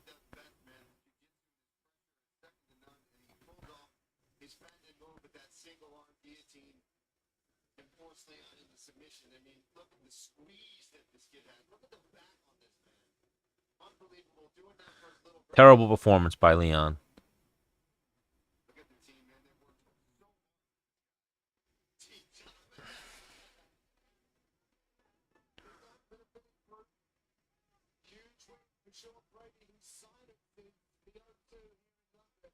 This is looking like a trash day so far. I was on a nice little run, but now it's turned into a trash day.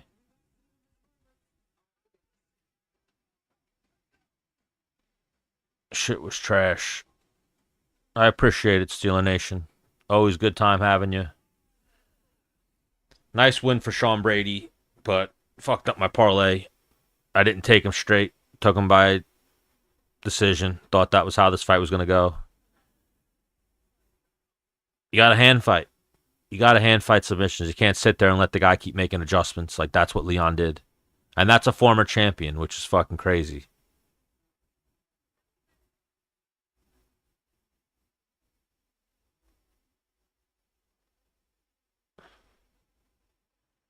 Like, Leon wasn't gassed. He wasn't hurt. He gave up right there. 1,000,000,000%.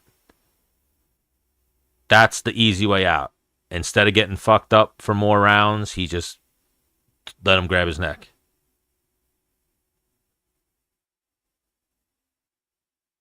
Yeah. Leon might be done after that one. He's definitely done from title contention. He's definitely a ways back now. I think, if I'm not mistaken, what Sean Brady was saying after, he needs the Bilal fight back. Sean Brady by 4th round submission.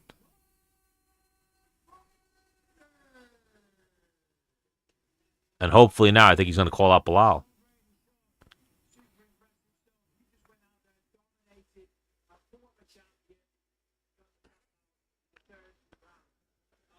Yes, send Leon to Dagestan. 1,000,000,000%.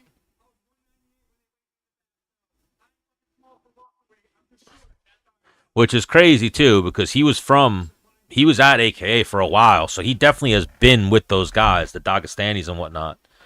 What's up, Janine?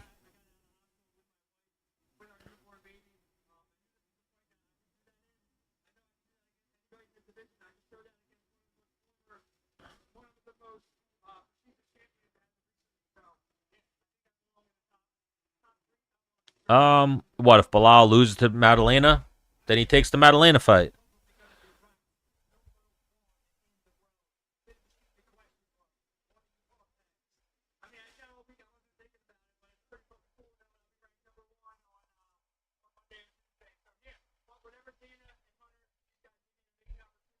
That was a total fucking quit, though, by Leon. 100%. Instead of getting beat up for another 2 rounds, he gave him that guillotine. Zero hand fighting, zero defense. He sat there and let him make the adjustments to get it to checkmate.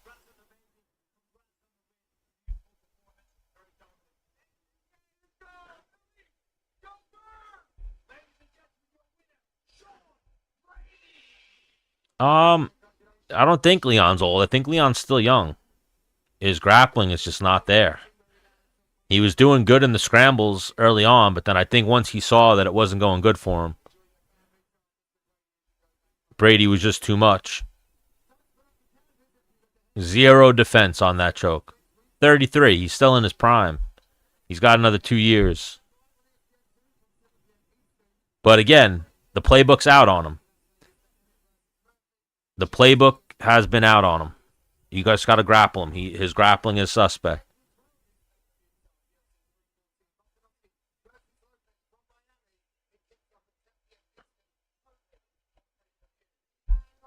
Good afternoon of fights. I enjoyed them. No W's today. Fucked up with some stupid plays. Gunnar Nelson was a stupid play. Blachowicz was a stupid play. And unfortunately, Brady by decision was a stupid play. Yeah, Brady just had a kid. They showed that on, I don't think it was the countdown, something that they had for this fight where he was at home with a newborn and saying how he was, he didn't want to leave and have to go all the way to London, but that's his job. He had to do what he has to do. And that's what he did tonight. He definitely showed up, game, showed a good chin. Leon landed some left hands. Like, if you go back and rewatch that fight, there were some good straight left hands.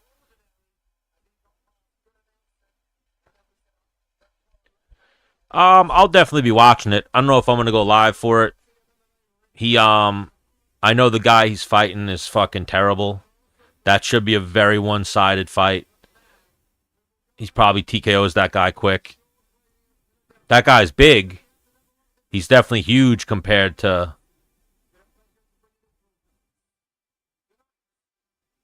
Yoel, but I think Yoel weighed in fucking heavy. Very heavy for that fight.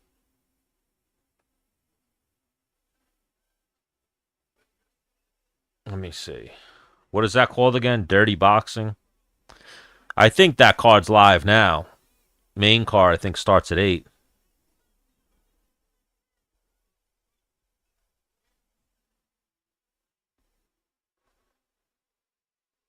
Begins shortly, it says. But good afternoon of fights. Now, perfect timing for Leon versus Masvidal. Absolutely, they should do that fight. I know Masvidal was talking about coming back. He's now on a 2-fight skid.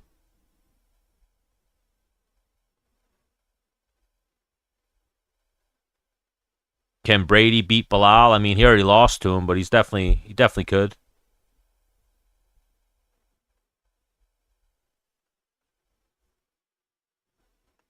Oh, yeah, my mic.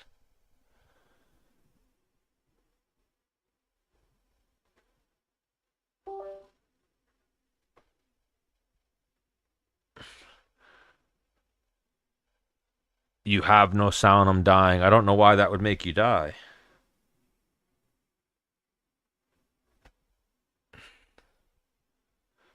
What do you mean by UFC is cooked? But yeah, I would like to see Leon versus Masvidal. They should run that one back. Or not that they fought before. They had the little skirmish in the back room area. But they could definitely run that one now. You heard Bisping people are leaving the arena because it got boring. Yeah, those last 2 fights were definitely shitty for the entertainment purposes. Yeah, I mean, I got robbed. My parlay got robbed. I had Jan. Jan didn't pull it out.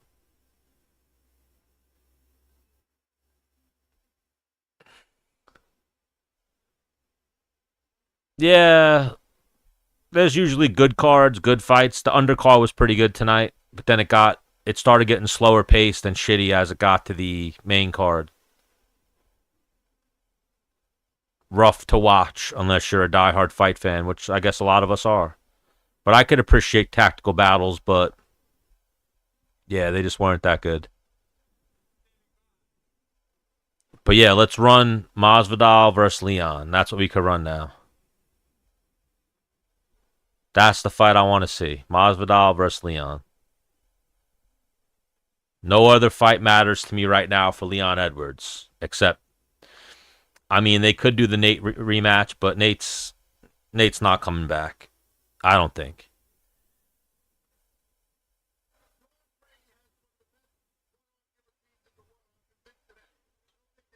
Um, you know what the surprise? I bet Masvidal probably grapples him. Masvidal probably shoots a double leg and takes him down. Masvidal shoots a double leg and takes him down.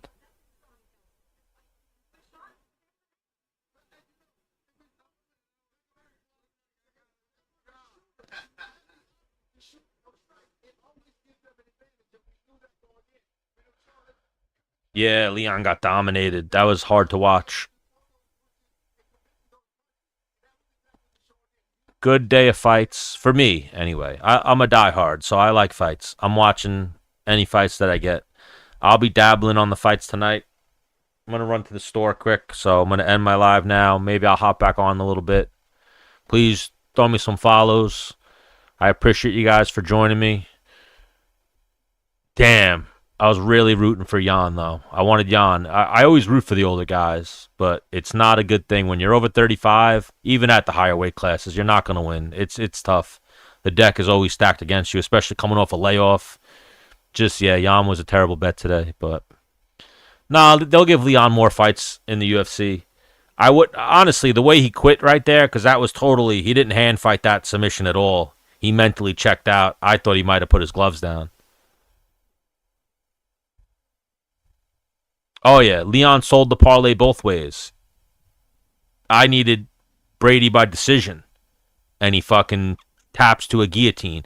How often do you see guillotines finished in MMA? Never. Never. They are so rare in MMA. The only time you get guillotines are like clubbing subs or if the guy's exhausted. That right there was Leon Edwards going, this is not going to get better for me. Should I hand fight? No, I'll just tap out. Easiest submission to get out of is a guillotine. I don't know anyone, if any of you in here train, tell me I'm wrong. Easiest submission to get out of is a guillotine. If you're getting caught in a guillotine, learn some better defense or go find a new gym. Guillotines are the hardest submission to finish. That shit was trash. You finish guillotines against scrubs, lesser skilled guys. That's who you get guillotines on. White belts. That's some white belt shit. And then any choke, you got to defend. You got to fucking scramble.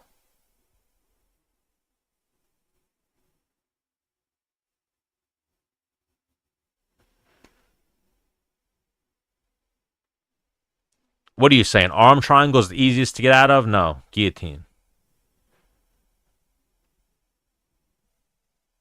Yes, Jameis. It's easy. It's or even if it's not, you got a hand fight. There was no attempt to get out of that submission by Leon, so that shit was rough. You hate to see that, especially from a former champion. Brady versus Buckley because Usman's knees are cooked.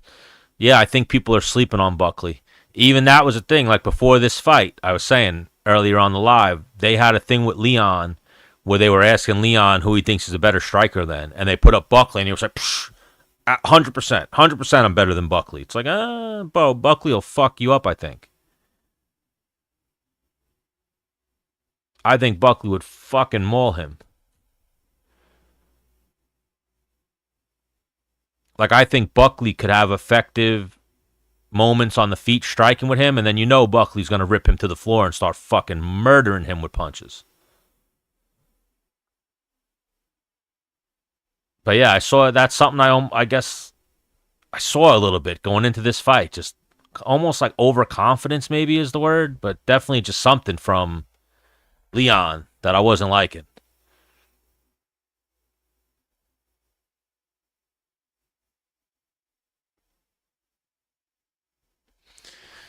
So Michigan came back on Texas A&M. I need Drake to come back on Texas Tech. Hopefully both of these Texas teams choke. Then it'll be a good day. But yeah, that's what we got to run back now. We're going for entertainment purposes now. Fuck Leon getting back into the mix or anything like that. Dude just gave up in that fight to a guillotine. Didn't hand fight or defend at all. Let's go Leon Edwards, Jorge Masvidal. Masvidal wants to come back. That's who you're fighting, Leon. Nobody else. We don't care about you fighting anybody else. You can fight Masvidal. Brady versus Shavkat. I think they're giving the next one to Shavkat. I think that's already been spoken for. But I think if you get hurt, you should kind of lose your spot the same way they did. I think they're doing Armand dirty with that. But if you miss your shot, you miss your shot. The division moves on. Yes, John Jones is the GOAT. If Pratis wins, they're going to give Pratis Leon. I mean, if they're going to use Leon to build up other guys' names, sure, but I think you have a decent, not even a big money fight, a decent money fight in him versus Masvidal. Plus, they have that whole storyline. I know Masvidal wants to come back or is in the process of coming back. That way, if Masvidal wins, he's not near a title shot. If Leon wins, he's not near a title shot. Just an entertaining fight. More than likely, they both strike with each other. Unless Masvidal is smart and is like, bro, this guy's grappling is fucking suspect. I'm going to take him down. Leon was looking good for a couple moments. I think he does need to stay retired. Yes, I agree, but he is coming back, supposedly. So I'll take him versus Leon. It's more of not that I want to see that happen for him. I want to see less for Leon. I don't want to see that again, Leon. I'm good. He's not an entertaining fighter on the feet, even though he does have that one knockout, the big knockout over Usman. He's kind of a decision fighter on the feet, and he's maulable on the ground. Not even like, oh, you could beat him on the ground. You can absolutely fucking maul him on the ground, is what we're now seeing. So move him further down the rankings to where he's not getting into title contention.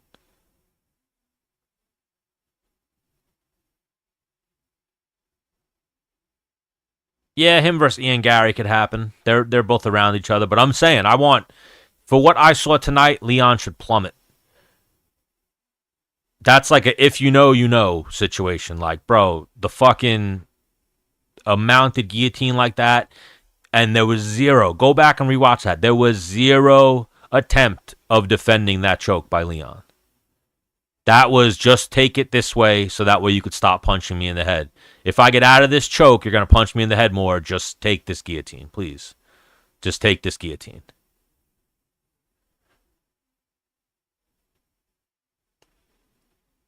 Here's the thing, Angelo. Leon isn't deserving of a top 10 fight right now, in my opinion. I'm done with Leon. I am good on the Leon Edwards fight. Don't waste another potential contender on a fight with Leon Edwards. Just give him Masvidal. Loser retires. Winner gets one more fight. I disagree, Angelo. I seen him get mauled by Bilal. I seen him get mauled by Brady. I saw him quit today against Brady. 100%. That was take this guillotine so you stop beating me up. Terrible. That's a former UFC champion. That's terrible.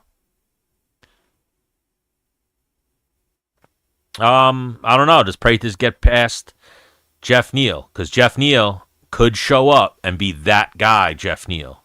That good version of Jeff Neal. I think the good version of Jeff Neal gives Pratis some problems.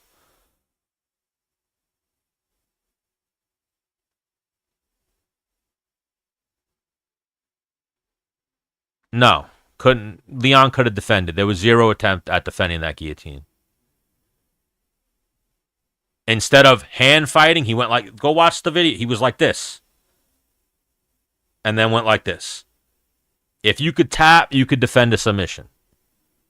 Zero attempt at defending that submission. I don't know. That's what's rough when you fight Jeff Neal. There's two Jeff Neals. There's the one that you can fuck up, and then there's that other Jeff Neal that's like, oh shit, this guy's fucking good. He's kind of like a hype killer, that Jeff Neal. He could beat those up-and-coming guys. But we'll see. I think it'll be a good fight. That fight we got, 3 weeks away now? That UFC Miami card? That card's stacked. I wanted Jan to win. I did not have him winning. I thought it was close. I think he got out-volumed with that little front kick that Oberg kept throwing.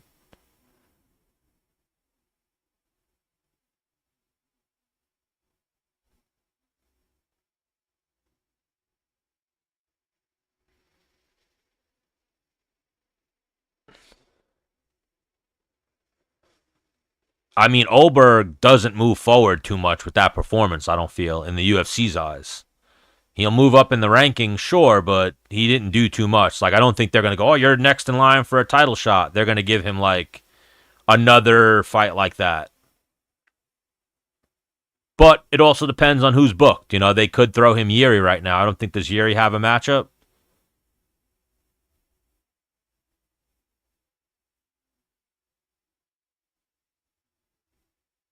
Like I was saying earlier, how you judge how to beat somebody, don't watch the fights where they look good. Watch the fights that they've lost. Like you can look up fight, and even you could look up the Usman fights for Leon and kind of see the path to victory. You can look at the Bilal fight and see the path to victory. Now you could look at this Brady fight and see the path to victory. Mix it up with the striking a little bit, and his takedown defense is non-existent.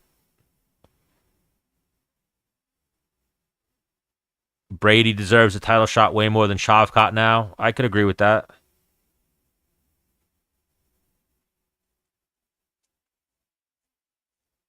Bilal already smoked Brady, though, so that's tough. Like, you remember that fight? Bilal did what... Bilal looked like... What did he call himself? Palestinian Canelo. He outstruck Brady, which was shocking. He had Brady backpedaling the whole fight. Yeah, Brady. That's Brady's one loss. He got fucking mauled by Bilal.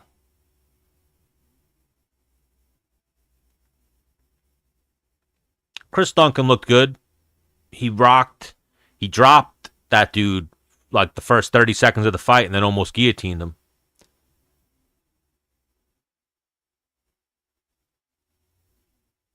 Yeah, Leon tapped.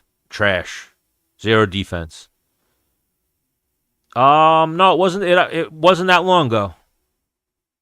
Leon versus Bilal. If I'm not mistaken, Bilal versus Brady. If I'm not mistaken, I think it was the fight before.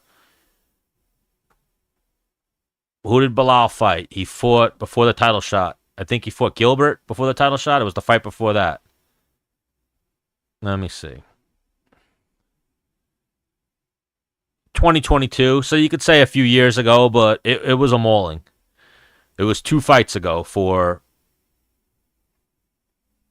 Bilal, and it was, I think, 2 fights ago as well for Brady. And it was a mauling, which is crazy. 3 fights ago for, now 3 fights ago for, no, a one-arm guillotine is not lethal. Unless you're rocked or exhausted. That's when you finish guillotines. The simplest hand fighting techniques get out of a guillotine.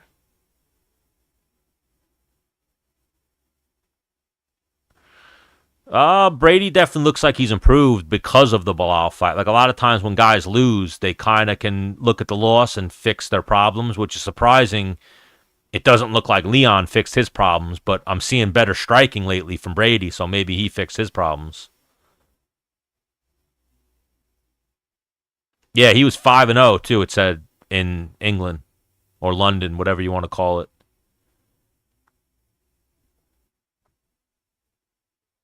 Oh, that was his excuse for the Bilal fight? They fought, wasn't it in the UK though? Or where was that fight?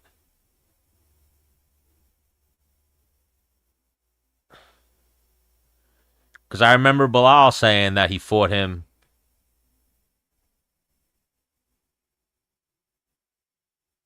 Where the fuck was that fight? Oh, it was in the UK, but they did the time different. Yeah, yeah,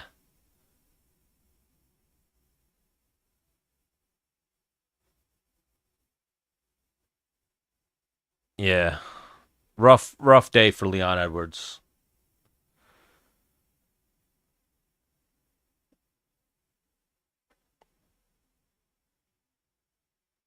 Usman's takedowns aren't as good as they could be. He's old, bad knees. Usman's kind of got one or two moves to get the takedown. I feel like you're seeing from Brady and Bilal a lot more chain wrestling, even though they're way less credentialed wrestlers. Oh, Brady's a brick shithouse. You could tell that dude's yoked. He's definitely short reach wise, but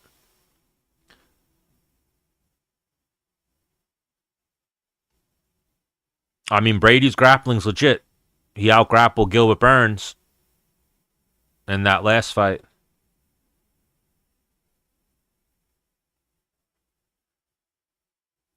Who's got a strange back?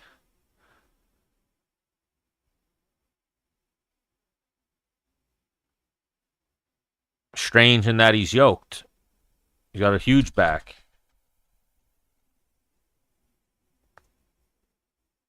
Oh man, and the Islanders lost. Today's turning out to be a rough fucking day so far.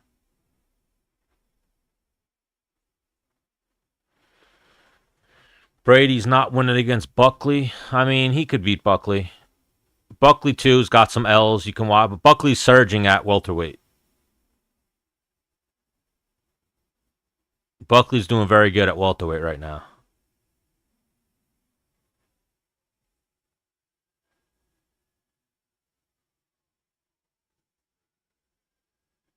Yeah, no, Brady's jacked. I could see what you mean. The tattoos are a little deceiving, but Brady's jacked. But yeah, I'm running out for a little bit. I appreciate you guys for jumping in the live. Throw me a follow. I'm usually live for all the fights. I got to start getting out some of my content, making more videos, putting out some of the old shit I have, but I've been slacking on that. But I appreciate you guys for jumping on the live. Please throw me some likes, throw me the follows. I appreciate them. And yeah, maybe I'll hop back on in a little bit to talk about some of the dirty boxing event and watch some more fights. Thank you, Bontari. I appreciate it. I think I'm Hank Hill. Thank you for the follow. But yeah, throw me some follows. I'll definitely be on again soon. Maybe tonight, maybe tomorrow, but maybe after midnight, meaning tomorrow. Don't know where you guys are in the world, but throw me some follows and we'll get on. We'll talk about some more fighting again soon. and I appreciate you guys. Well, see you later.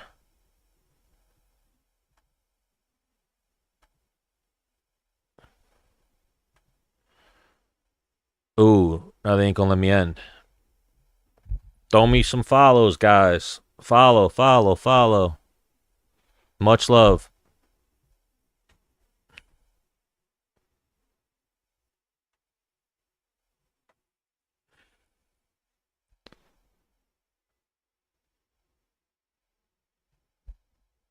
Oof, they won't let me end.